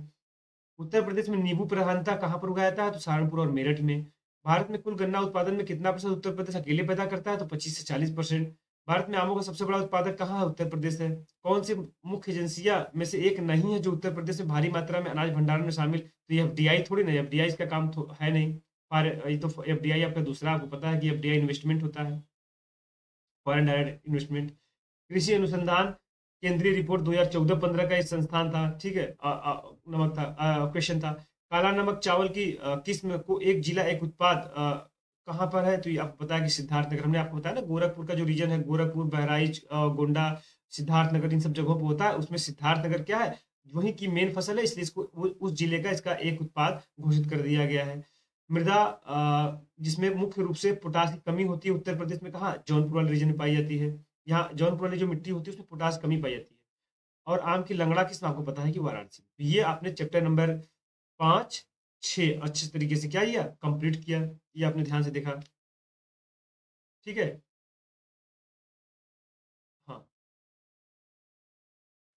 एक मिनट, एक मिनट बस थोड़ा सा,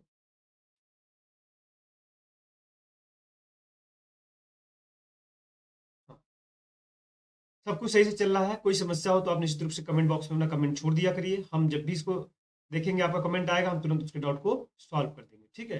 तो दो चैप्टर को हमने अच्छे तरीके से पढ़ा। आइए अब देखा, कह रहा है कि उत्तर प्रदेश सिंचाई एवं बहुउद्देशीय नदी घाटी परियोजनाओं के बारे में बात करेंगे। तो यहाँ से भी क्वेश्चन खूब बनते हैं, इसलिए बहुत महत्वपूर्ण है। उत्तर प्रदेश प्रमुख नदी अपवाह एवं बहुउद्देशीय नदी घाटी परियोजनाएं। अब देखिए, यहाँ पर अब पूरी नदियों को हमने आपको दिखा चुका हूँ, गंगा कहाँ पर है, यमुना कहाँ पर है, शारदा, ठीक है। तो उन्हीं नदियों पर देखो कुछ प्रोजेक्ट्स है, जैसे देख लो। जैसे अगर हम देखें यहाँ पर महत्वपूर्ण, तो हमने आपको रामगंगा नदी बताया था, तो रामगंगा परियोजना देखो रामगंगा नदी पर ही होगा। उसके बाद देखो शारदा नदी हमने आपको बताया था, तो शारदा नदी, शारदा प्रोजेक्ट शारदा नदी पर हो गया। उसके बाद देखो कहा गया, गंडक हमने बताया था, तो गंडक परियोजना हो गया। गंडक परियोजना नेपाल की, बिहार की और उत्तर प्रदेश तीनों की संयुक्त परियोजना है, ये आप देख लीजिए। उसका उद्गम स्थल भी मैंने आपको बताया। रिहंद बांध के बारे में हमने बताया कि सोन की सहायक नदी रिहंद है, रिहंद पर रिहंद नदी परियोजना है। गोविंद बल्लभ पंत सागर, पिपरी, रिहंद बांध, उसके पहले जो जलाशय बना उसको गोविंद बल्लभ पंत सागर बोलते हैं। कन्हार नदी है, कन्हार नदी पर कन्हार बांध है, ठीक है। मेजा नदी है, जो आपका प्रयागराज के आसपास वाला जिला है, बेलन घाटी, वहां से मेजा जलाशय बांध है, ठीक है। टोंस की सहायक नदी है। उसके बाद देखो अर्जुन बांध अर्जुन नदी पर बनाया गया है। मौदहा बांध है, एक बीरमा नदी है, उसमें बनाया गया, जो धसान नदी की सहायक नदी है। उसके बाद देखो बेतवा नदी पर माता टीला कई बार पूछा गया है, इसी पर एक परीक्षा भी है, और एक राजघाट है, तीनों को ध्यान रखना। माता टीला जो मैं लिख रहा हूँ इंपॉर्टेंट है, माता टीला, ठीक है। राजघाट, राजघाट और बेतवा सॉरी परीक्षा। ठीक है, तो माता टीला, राजघाट और परीक्षा तीनों कहाँ पर है? बेतवा नदी पर है, ये आप ध्यान रख लीजिएगा। गोकुल बैराज परियोजना कहाँ पर है? तो आपका यह यमुना नदी पर बनाया गया है, ये आप नोट कर लेना। ठीक है, तो ये महत्वपूर्ण महत्वपूर्ण परियोजनाएं थे जो आपने देख लिया। अब आ जाइए 2018-19 में उत्तर प्रदेश में शुद्ध बुआई के क्षेत्र में शुद्ध सिंचित क्षेत्र का प्रतिशत कितना, मतलब कि 86.5% क्या था? शुद्ध सिंचित था। नवीनतम आंकड़ों के अनुसार जो उत्तर प्रदेश का सिंचित क्षेत्रफल कितना है, तो अगर क्षेत्रफल में पूछे तो आप बताएंगे लगभग लगभग 145, याद रख लोगे तब भी काम बन जाएगा कि 145 लाख हेक्टेयर। परसेंटेज पूछे तो 86 के अराउंड में याद रखना, तब भी आपको काम चल जाएगा। उत्तर प्रदेश निदेशालय के आंकड़ों के अनुसार वर्ष 2018-19 में उत्तर प्रदेश का लगभग 15% भूभाग नहरों के द्वारा, ये हमने ऊपर आपको बताया कि देखो सबसे ज्यादा सिंचाई किससे होती है, तो आप बताएंगे कि सर नलकूप, आपने बताया था। देखो 74.9 मतलब लगभग लगभग 75% नलकूप से, उसके बाद 15% के आसपास नहर से, 8% देखो कुआं से, यही वहां पर पूछा गया था। फिर उसके बाद नंबर आता है किसका? भूभाग जो है आपका कहा गया, ये 0.5 भूभाग तालाबों से, झीलों से, पोखरों से, और 0.7 अन्य से। ये याद रखिए, इससे खूब पूछा जाता है। देखो यहाँ बनाया गया नलकूप से, नहर से, देखिए कुआं से, तालाब, पोखर, झील से और अन्य से। ठीक है, अब कर रहा है उत्तर प्रदेश में सर्वप्रथम पूर्वी यमुना नहर कब निकाला गया था? तो शाहजहां ने खुदवाई थी 1631 में पूर्वी यमुना नहर। उत्तर प्रदेश सर्वाधिक लंबी नहर कौन सी है? शारदा नहर है, बहुत महत्वपूर्ण, याद रखना, कई बार पूछा भी गया है। उत्तर प्रदेश कृषि नीति में कृषि विकास दर कितना प्रतिशत निर्धारित किया गया है? तो 5.1%, जो कि एक अच्छी कृषि विकास दर होगी अगर इतना अचीव कर लेते हैं तो। फिर उसके बाद देखो प्रमुख नहर तंत्र के बारे में बात करेंगे। देखो जैसे पूर्वी यमुना है, ऊपरी गंगा है, आगरा है, निचली गंगा है, शारदा है।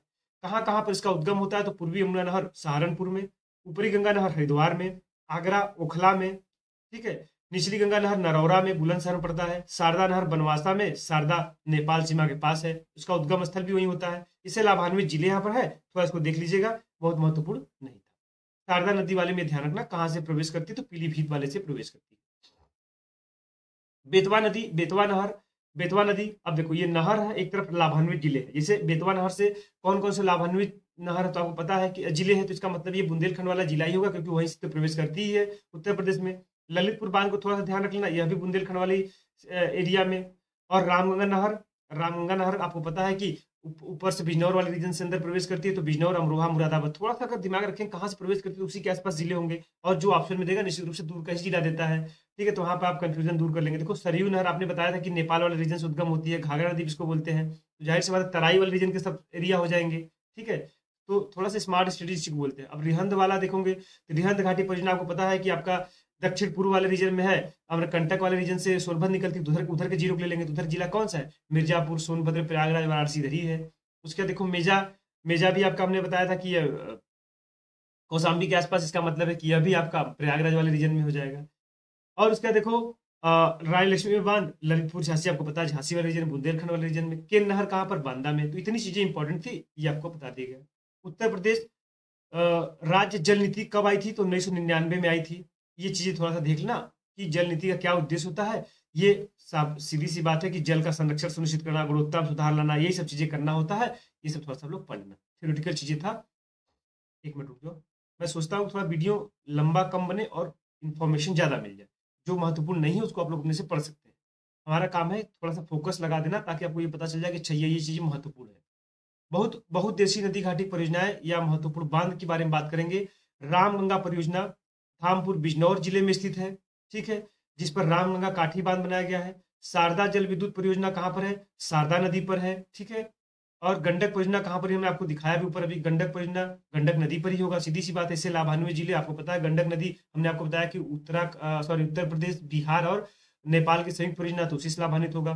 गोविंद बल्लभ पंत सागर परियोजना हमने आपको बताया कि सोनभद्र जिले में है और रिहन नदी पर यह बनाया गया है। कन्हार या दुद्धि बांध आपका कन्हार नदी पर बनाया गया है। राजघाट परियोजना के बारे में हमने बताया ही कि राजघाट हो गया, परीक्षा हो गया, ठीक है, ये सब कहाँ पर है? ये आपका जो है बेतवा नदी पर है। उत्तर प्रदेश और मध्य प्रदेश संयुक्त परियोजना है राजघाट। यह भी कई बार पूछ लिया जाता है कि राजघाट परियोजना किसकी किसकी संयुक्त परियोजना है, तो जाहिर सी बात है मध्य प्रदेश इसका उद्गम होता ही है, तो मध्य प्रदेश और उत्तर प्रदेश का। गोकुल बैराज देखो हमने आपको दिखाया भी कि यमुना नदी पर स्थित है और यह एकमात्र पेयजल परियोजना है। अब आ जाइए उत्तर प्रदेश के प्रमुख बांध के बारे में बात करेंगे, तो बस थोड़ा थोड़ा देख लो, बांध ज्यादा नहीं पूछा जाए तो इंपॉर्टेंट है वो हम लोग बता देंगे। देखो जैसे मध्य गंगा बैराज पूछे तो कहाँ बता दोगे? गंगा नदी पर। अफजलगढ़ कहाँ पर है? रामगंगा पर है। बनवासा बैराज कहाँ पर है? शारदा नदी पर है, पीलीभीत जिला है। उसके बाद देखो एक इंपॉर्टेंट है आपका, गिरजा बैराज कहाँ पर है? घाघरा नदी पर है। राप्ती बैराज कहाँ पर है? श्रावस्ती में है। अब देखो मिर्जापुर में एक जरगो बांध कई बार पूछा गया है, मेजा बांध कई बार पूछा गया है, अधवा बांध पूछा गया है, सिरसी, अरौरा, ये सब इंपॉर्टेंट, इसको याद रखना। उसके बाद देखो सिद्धार्थ नंबर में वन गंगा बैराज है। उसके बाद देखो ये सब आपको बताया किस किस नदी पर है, ठीक है। अरौरा बांध आपका गराई नदी पर है। उसके बाद देखो यहाँ पर चंदौली में अगर आप देखोगे तो मूसाखंड कर्नासा नदी पर। चंद्रप्रभा बांध कहाँ पर? चंद्रप्रभा नदी पर है, ये इंपॉर्टेंट था। सोनभद्र में कन्हर बांध अभी बातचीत हुआ था, ये इंपॉर्टेंट था। चित्रकूट में देखो गढ़वा बांध है। और उसके बाद देखो महोबा में अर्जुन बांध है, ये अर्जुन बांध को थोड़ा सा ध्यान रखना। बेतवा नदी पर हमने बताया परीक्षा, माता टीला याद रख लेना, ठीक है। उसके बाद देखो ललितपुर में ये सब इंपॉर्टेंट उतना नहीं है, ये थोड़ा बहुत ध्यान रख लेना।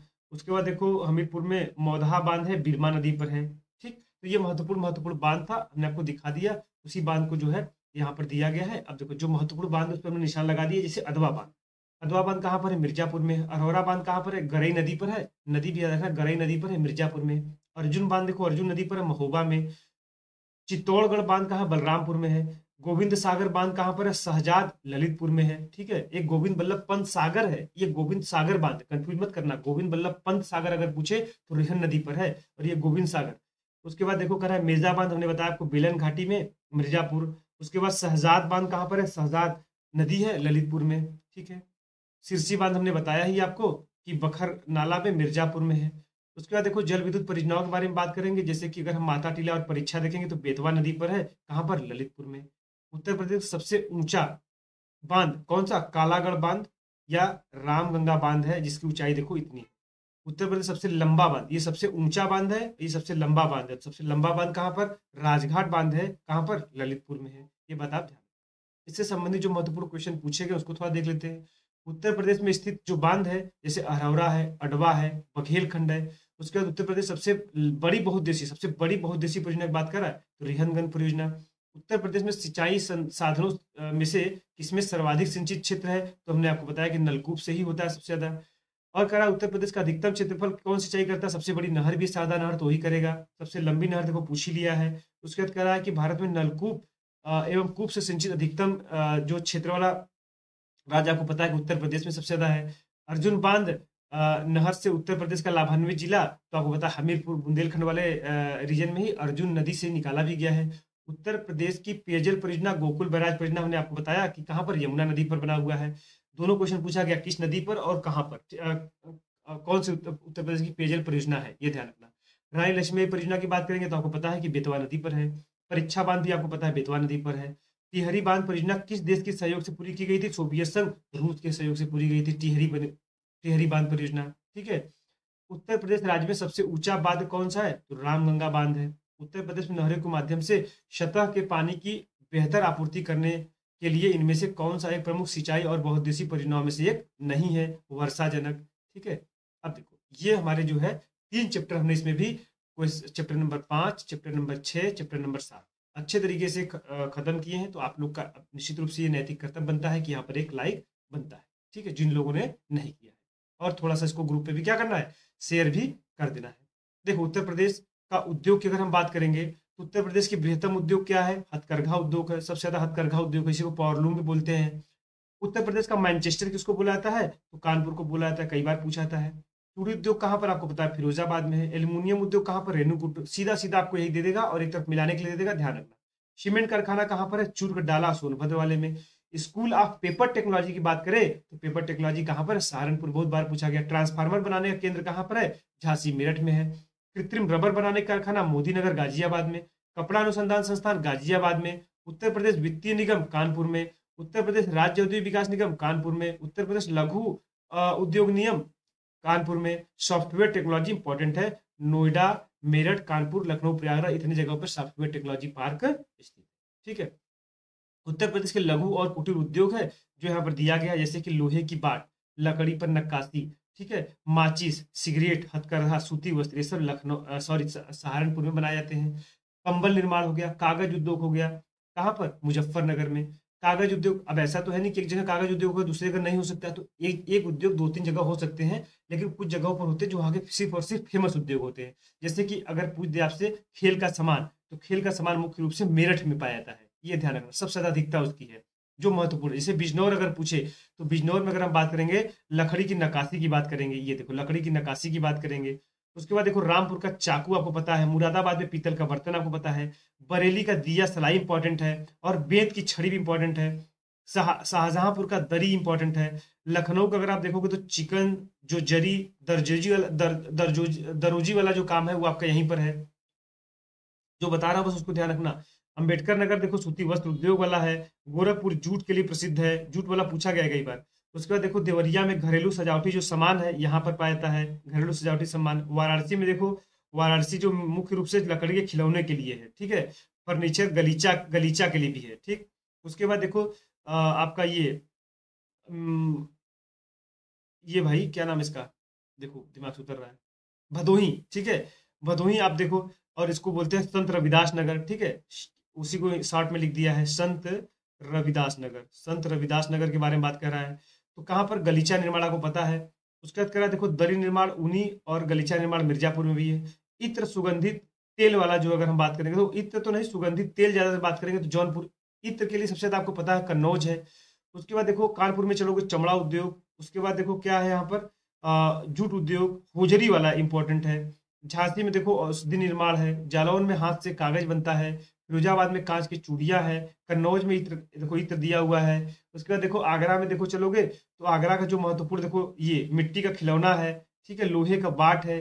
फिर उसका ताला उद्योग आपको अलीगढ़ और मथुरा दोनों में है। बुलंदशहर में देखो चीनी मिट्टी है। तो ये सब चीजें क्या है इसमें इंपॉर्टेंट थी, ध्यान रखना, जो जो हमने बताया बस उतना। अब देखो कुछ यहाँ पे इंपॉर्टेंट, जैसे कि हमने ये बता ही दिया कि चीनी उत्पादन में क्या है, उत्तर प्रदेश का प्रथम स्थान है।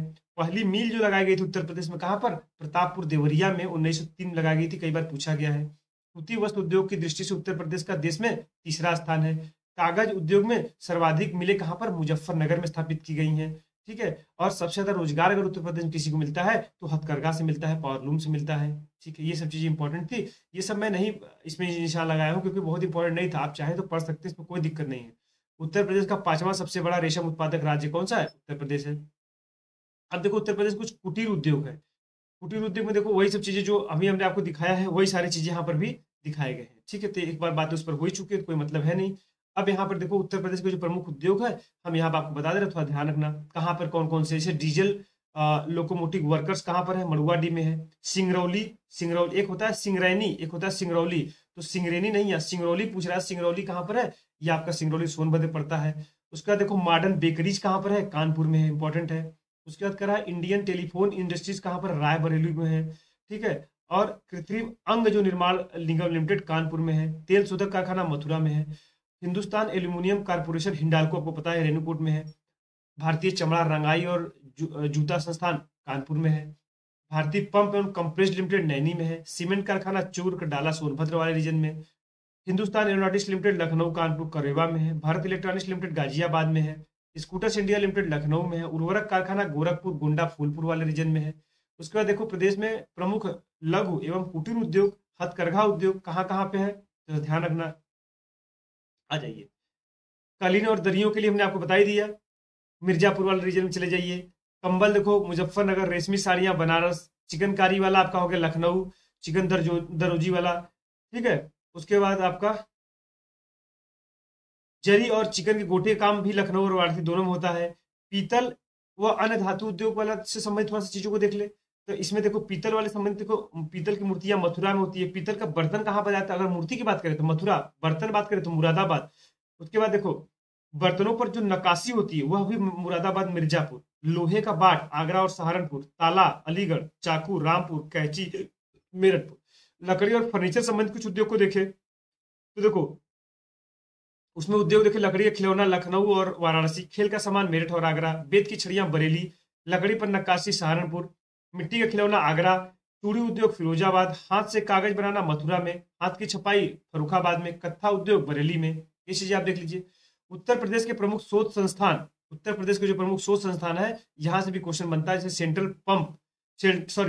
पल्प एंड पेपर टेक्नोलॉजी, कई बार पूछा गया है, ठीक है। Central pulp and paper research institute कहाँ पर है, और स्कूल ऑफ पेपर टेक्नोलॉजी अगर पूछे पेपर संबंधित तो कहाँ पर हो जाएगा भैया, सहारनपुर में, कागज उद्योग से संबंधित यहाँ पे। उसके बाद देखो गाजियाबाद में क्या है, खाद्य अनुसंधान एवं मानकीकरण प्रयोगशाला कहाँ पर, गाजियाबाद में। मेरठ में देखो क्या है, रिसर्च इंस्टीट्यूशन है, और सेंट्रल पोटैटो आलू वाला कहाँ पर, मेरठ में है। केंद्रीय कांच और सिरामिक अनुसंधान जो प्रसार केंद्र है कहाँ पर, बुलंदशहर में है। बरेली में देखो पशु चिकित्सा अनुसंधान संस्थान, national research centre for meet और सेंट्रल एविएशन बरेली में, कई बार पूछा गया सेंट्रल एविएशन या पक्षी रिसर्च सेंटर इंस्टीट्यूट कहाँ पर है, तो याद रखना बरेली में है। ठीक है, एक मिनट, इसी के ऊपर हो गया, ध्यान ध्यान। हाँ, लखीमपुर खीरी की बात करेंगे तो केंद्रीय पशु प्रजनन फार्म कहाँ पर है, लखीमपुर खीरी में है। उसके बाद देखो लखनऊ में देखो क्या क्या है, बहुत महत्वपूर्ण, जैसे सेंट्रल ड्रग रिसर्च इंस्टीट्यूट है, पशु जैविक और औषधि अनुसंधान संस्थान है, सेंट्रल मैंगो आम वाला है ही, बॉटेनिकल वाला हमने बताया ही, सेंट्रल इंस्टीट्यूट फॉर सब ट्रॉपिकल उपोष्ण वाला हमने बताया ही था, सब इस पर चर्चा हो चुका था। बीरबल थाने इंस्टीट्यूट लखनऊ में है, बॉटेनिकल गार्डन लखनऊ में है, सुदूर संवेदन उपयोग केंद्र वहीं पर है। फिर उसके बाद national institute of social studies कहाँ पर, लखनऊ में है। आयुर्वेदिक सेंटर कहाँ पर, लखनऊ में है। उसके बाद करा सीतापुर में रीजनल इंस्टीट्यूट ऑफ थाल्मोलॉजी है। अमेठी में देखो राजीव गांधी पेट्रोलियम इंस्टीट्यूट है। प्रयागराज में देखोगे तो हरिश्चंद्र अनुसंधान संस्थान है। जीबी पंत वाला इंपॉर्टेंट, इसको याद रखना, जीबी पंत सामाजिक विज्ञान अनुसंधान संस्थान महत्वपूर्ण है। भारतीय कालीन औद्योगिक संस्थान कहाँ पर है, तो आपका कहाँ पर, भदोही वाले में, संत रविदास नगर में है। रायबरेली में देखो इंदिरा गांधी राष्ट्रीय जो है उद्यान अकादमी है। राजीव गांधी विमानन वाला कई बार पूछा गया है, रायबरेली में है। Rajiv Gandhi Institute of Technology, Rajiv Gandhi से और इंदिरा गांधी से संबंधित जो है वो रायबरेली में हो गया। कानपुर में देखो दलहन अनुसंधान बातचीत हो ही गया है। शुगर टेक्नोलॉजी हमने बताया था कि कहाँ पर, कानपुर में है। उसके बाद देखो जबकि शुगर अनुसंधान संस्थान पूछे तो लखनऊ में, लेकिन शुगर टेक्नोलॉजी पूछे तो कहाँ पर, कानपुर में। सेंट्रल टेक्सटाइल अगर पूछ ले तो कानपुर में, चमड़ा वाला है ही, ठीक है। उसके बाद देखो एक चर्म वाला है ही। चारागाह वाला हमने बताया था झांसी में है। उसके बाद देखो अगर हम आगरा में चले तो आगरा में नेशनल जालमा इंस्टीट्यूट ऑफ लेप्रोसी के लिए कुष्ठ रोगों वाला आगरा में ही है। पैरासूट कॉलेज भी वहीं पर है। मथुरा में देखो आपका मखदूम वाला जो है एरिया, वहां पर बकरी वाला है, तो वही कह रहा है केंद्रीय बकरी अनुसंधान संस्थान कहाँ पर, मथुरा में। उसके बाद देखो बात कर रहा है किसका, गौतम बुद्ध नगर का, तो गौतम बुद्ध नगर में वीवी गिरी नेशनल लेबर इंस्टीट्यूट, राष्ट्रीय आपदा मोचन बल मुख्यालय वहीं पर है, और institute for cancer probation research कहाँ पर है, आपका गौतम बुद्ध नगर में। तो महत्वपूर्ण महत्वपूर्ण सभी चीजों को हमने क्या किया, बता दिया गया है। कुछ यहाँ पर भी दे दिए गए हैं, इसमें से जो महत्वपूर्ण है निशान भी लगा दिया गया, आप लोग देख लीजिएगा। जैसे कि अगर भारतीय विश्व विज्ञान अनुसंधान संस्थान पूछे तो कहाँ पर, लखनऊ में। वनस्पति वाला पूछ ले तो लखनऊ में। औषधि वाला पूछ ले तो लखनऊ में। बीरबल साहनी अभी हमने दिखाया आपको, लखनऊ में। नेशनल ब्यूरो ऑफ फिश मतलब मछली से जेनेटिक अगर रिसोर्सेज पूछ ले तो लखनऊ में। सभी के सभी लखनऊ में। बरेली वाला बहुत बार पूछा गया, देखो एक पशु चिकित्सा वाला पूछ ले चाहे पक्षी अनुसंधान, दोनों कहाँ पर है, इज्जत नगर बरेली में है। वीवी गिरी नेशनल कई बार पूछा गया है, कहाँ पर, नोएडा में है। कपड़ा वाला गाजियाबाद में है। पल्प वाला हमने आपको देखा है, पेपर रिसर्च वाला सहारनपुर में है। बकरी अनुसंधान मखदूम मथुरा हमने बताया ही। कांच और सिरेमिक वाला हमने बताया खुर्जा बुलंदशहर में है। जालमा कुष्ठ वाला हमने बताया आगरा में है। कालीन वाला हमने आपको बताया भदोही में। हथकरघा जिसको हम लोग बोलते हैं पावरलूम, कहाँ पर, वाराणसी में है। वेजिटेबल सब्जी वाला हमने आपको इसके पहले देखो इतनी बार अब बता दिया गया कि आपको निश्चित रूप से याद होने लगा होगा, ठीक है। और ट्रिपल आईटी कहाँ पर है, प्रयागराज में है। सेंट्रल टेक्सटाइल इंस्टीट्यूट कानपुर में है। जेके कैंसर बहुत बार पूछा गया है, कानपुर में है। उत्तर प्रदेश आयुर्विज्ञान संस्थान कहाँ पर है, विद्यालय कहाँ पर, सॉरी विद्यालय सैफई इटावा में। उसके बाद देखो कुछ महत्वपूर्ण तथ्य है, क्या सबसे बड़ा उद्योग कौन सा है, हथकरघा। सब बातचीत हो चुका, उसी को बस फैक्ट के रूप में यहाँ दिया जा रहा है, तथ्य के रूप में ध्यान रखना। सर्वाधिक रोजगार देने वाला क्षेत्र कृषि ही है। सर्वाधिक औद्योगिक विकास दर हमने बढ़ाया था 10वीं पंचवर्षीय योजना। न्यूनतम किसमें आया, तो 9वीं में। प्रथम चीनी मिल आपको पता है कब, डेट आप लोग लिखिए अगर याद हो तो 1903 में प्रतापपुर में। भारत का मैनचेस्टर उत्तर भारत का आपको पता है कानपुर। अफीम कारखाना गाजीपुर। ट्रांसफार्मर कारखाना झांसी मेरठ में। कोयला खनन सिंगरौली हमने अभी आपको बताया। परमाणु ऊर्जा संयंत्र नरौरा मात्र एक है, यहाँ पर बुलंदशहर में। बांसुरी उद्योग कई बार पूछा गया है, पीलीभीत में है। टेराकोटा देखो कहाँ, लखनऊ में है। दिया सलाई वाला रीजन कहाँ पर हमने दिखाया था, तो पूरा बरेली सहारनपुर प्रयागराज मेरठ रामपुर वाले रीजन में क्या है, दिया सलाई वाला है। उसके बाद देखो औद्योगिक पार्क और कुछ पार्क सिटी है, क्षेत्र है, जैसे निर्यात संवर्धन औद्योगिक पार्क कहाँ पर बनाया गया है, तो ग्रेटर नोएडा में, और राज्य का प्रथम भी है यह। इलेक्ट्रॉनिक सिटी किसको बोला जाता है, नोएडा को। नॉलेज पार्क किसको बोला जाता है, ग्रेटर नोएडा को। लेदर टेक्नोलॉजी उन्नाव को बुलाता है। अपैरल और होजरी पार्क कहाँ पर है, कानपुर में है। अपैरल पार्क गाजियाबाद में। ट्रोनिका सिटी किसको बुलाता है, गाजियाबाद में, जहां पर जिसकी ज्यादा प्रोडक्शन होती है उसको उस हिसाब से नाम जाना जाता है। जैसे कि आपने देखा होगा कि भारत में सिलिकॉन सिटी किसको, बेंगलुरु को जाना जाता है, ठीक है, इसलिए ध्यान रखना। इसी तरह करा निकिडा सिटी कानपुर को, जैविक प्रौद्योगिकी पार्क लखनऊ में, क्षेत्रीय साइंस सिटी लखनऊ में, महिला उद्यमी पार्क ग्रेटर नोएडा में, लायन सफारी आपको पता है इटावा में, प्लास्टिक सिटी औरैया में, डिस्कवरी पार्क अमेठी में, अवध शिल्प लखनऊ में, रुद्राज कन्वेंशन सेंटर, यह पूछा भी गया था जब इसका उद्घाटन किया गया था, वाराणसी में। फिर करा औद्योगिक विकास प्राधिकरण, उत्तर प्रदेश औद्योगिक विकास प्राधिकरण 1976 के अंतर्गत, जैसे ये पूछ लिया था मिलाने के, जैसे नोएडा, गीडा, ठीक है, कई बार इसका फुल फॉर्म पूछ लिया था, तो नोएडा का मतलब होता है नवीन ओखला औद्योगिक विकास प्राधिकरण, इसकी स्थापना 1976 में, तो जाहिर सी बात है नोएडा का ही क्षेत्र होगा। गोरखपुर को हम लोग बुलाता है गीडा, गोरखपुर औद्योगिक विकास प्राधिकरण 1989 में, गोरखपुर परिक्षेत्र तीव्र औद्योगिक विकास हेतु। उसके बाद देखो एक होता है सीडा, सतहरिया औद्योगिक विकास प्राधिकरण, कहाँ, जौनपुर क्षेत्र में। बृहद नवीन ओखला औद्योगिक विकास कहाँ पर है, ग्रेटर नोएडा में, बृहद ग्रेटर नोएडा इसलिए बुलाता है, ये ध्यान रखना, कई बार पूछता है मिलाने के लिए तो मिला दो।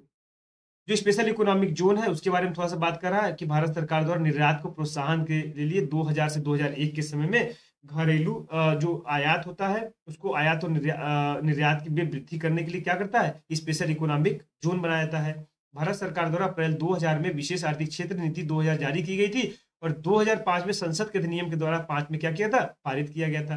ये थोड़ा सा ध्यान रखना कब आया था। बकिया आपके 14 संचालित जो है स्पेशल इकोनॉमिक जोन कहाँ पर, उत्तर प्रदेश में है।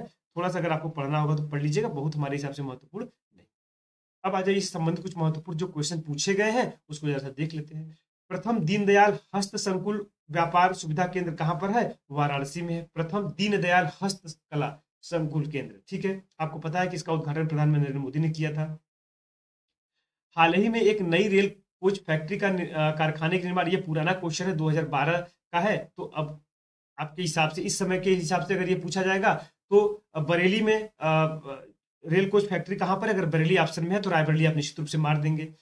तीव्र औद्योगिकरण हेतु निवेश तथा रोजगार के अवसरों को सृजन करने के लिए आपको पता है ग्रेटर नोएडा बनाया गया। फिर उसके बाद कह रहा है कि कौन उत्तर प्रदेश के उद्यमियों को उद्योगों में एवं उद्योग लगाने में सहायता करता है, तो उद्योग बंदी योजना।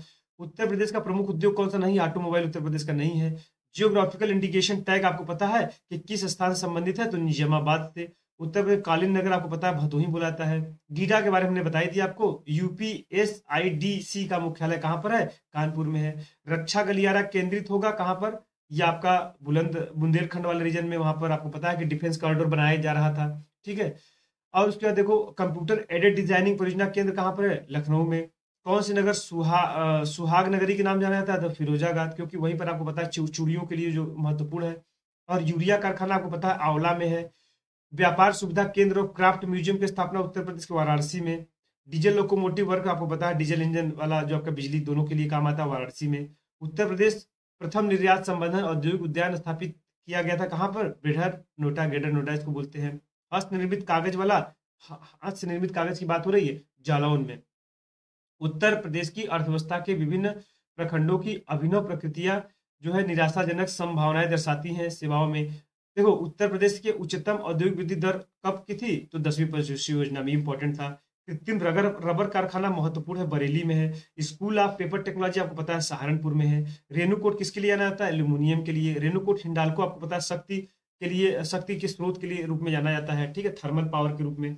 उसके बाद देखो उत्तर प्रदेश खादी ग्रामोद्योग बोर्ड की स्थापना कब हुई थी, 1960 में। आलू निर्यातक स्थित कहाँ पर है, आगरा में है। निर्यात्मक सॉफ्टवेयर पार्क कहाँ पर है, नोएडा और कानपुर में है। रोजगार की दृष्टि से उत्तर प्रदेश सबसे बड़ा उद्योग कहाँ पर है, हथकरघा में। हथकरघा आपको बता ही चुका हूँ। उसके बाद कह रहा है कि औद्योगिक विकास की दृष्टि से उत्तर प्रदेश कौन सा क्षेत्र सर्वाधिक विकसित हुआ है, पश्चिमी उत्तर प्रदेश। उत्तर प्रदेश में दिया सलाई उद्योग का मुख्य केंद्र कहाँ पर, बरेली में है। ददरी है, चुनार है, चुर्क है, डाला है, सभी कारखानाएं कहाँ पर उत्पादित करते हैं, सीमेंट सब करते हैं, सोनभद्र रीजन में है। और परंपरागत कौन सा उद्योग है, चीनी उद्योग है, नंबर 1 पर रहता भी है। कृत्रिम अंग बनते कहाँ पर है, कानपुर में। उत्तर प्रदेश का कौन सा जनपद लुगदी, कागज और गत्ता, तो बिजनौर वाला रीजन है। फिर करा सुरमा उद्योग के लिए बरेली, सुरमा का काजर आपने जानते होंगे, सुरमा।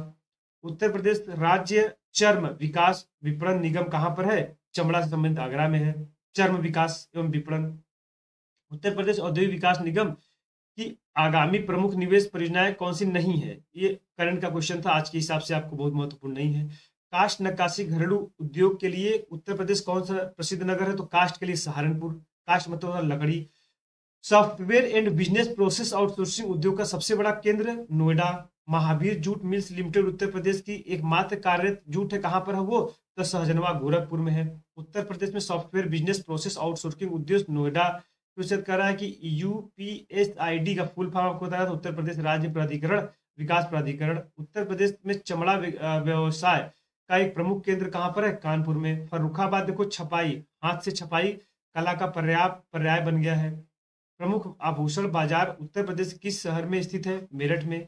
फिरोजाबाद किसके लिए प्रसिद्ध है? कांच की चूड़ी के लिए। उत्तर प्रदेश में भारतीय वाणिज्य एवं उद्योग मंडल की स्थापना कब हुई? 1994 में। ठीक है, यह सब देखो पूछे गए क्वेश्चन है। कई बार क्वेश्चन इसी से रिपीट करके रिवाइज पूछे जाते हैं, और अगर आपको पता है तो ऑप्शन में आप एलिमिनेट कर ले जाएंगे। जैसे उत्तर प्रदेश सरकार की एक जिला और एक उत्पाद स्वदेशी और जो विशेष उत्पाद उसको बढ़ावा देने के लिए उत्तर प्रदेश राज्य में जो है 20 विशेष आर्थिक क्षेत्र कितने? 20, जबकि शस्त्र जलवायु क्षेत्र कितने? 9। उसके बाद करा उत्तर प्रदेश का एक छोटा, एक मिनट, उत्तर प्रदेश का एक छोटा शहर चुनार। ठीक है, छोटा शहर चुनार। चुनार अपनी लाल मिट्टी के सजावटी बर्तनों के लिए आपको पता है। उसके बाद राज्य में व्यवसाय स्थापित करने के उद्देश्य से उद्योग बंधु उत्तर प्रदेश सरकार ने ISO 9001 2008 प्रमाणित 3 स्तरीय निकाय है। ठीक है, भारत में सॉफ्टवेयर निर्यात की दृष्टि से उत्तर प्रदेश का स्थान कौन सा? दूसरा है। ठीक है, उसके बाद करा उत्तर प्रदेश राज्य में मुरादाबाद शहर पीतल के बर्तन के लिए। मथुरा, डिगबोई और पानीपत आपको पता है कि यहाँ पर IUCL का जो है परिष्करण मतलब कि अब रिफाइनरीज लगाई गई हैं। उत्तर प्रदेश किस शहर में सुहाग नगरी हो ही गया है? कौन सा शहर चिकनकारी साड़ियों के लिए? आपको पता है लखनऊ। फिरोजाबाद किसके लिए? कांच की चूड़ियों के लिए। उत्तर प्रदेश में किस शहर में भारतीय रेल कोच का निर्माण इकाई आधुनिक rail coach factory modern coach factory कहाँ पर है? रायबरेली में। सब कुछ ऊपर बताया जा चुका है। कितना आसान लग रहा है आपको? कला, रंगीन तामचीन, जटिल नक्काशी के लिए उत्तर प्रदेश मुरादाबाद। उद्योग बंधु की शाखा भी ऊपर भी आया था 3। फिर करा IUCL की जो तेल रिफाइनरी कहाँ पर है? मथुरा में। उसके बाद कह रहा है कि एसोचैम उत्तर प्रदेश एक राज्य स्तरीय वाणिज्य और उद्योग का प्रमुख चैम्बर ऑफ ट्रेड है जो निजी, सहकारी और सार्वजनिक क्षेत्र की बड़ी, मध्यम और छोटी इकाइयों को प्रतिनिधित्व करता है। एसोचैम का पूरा नाम पूछ दिया है।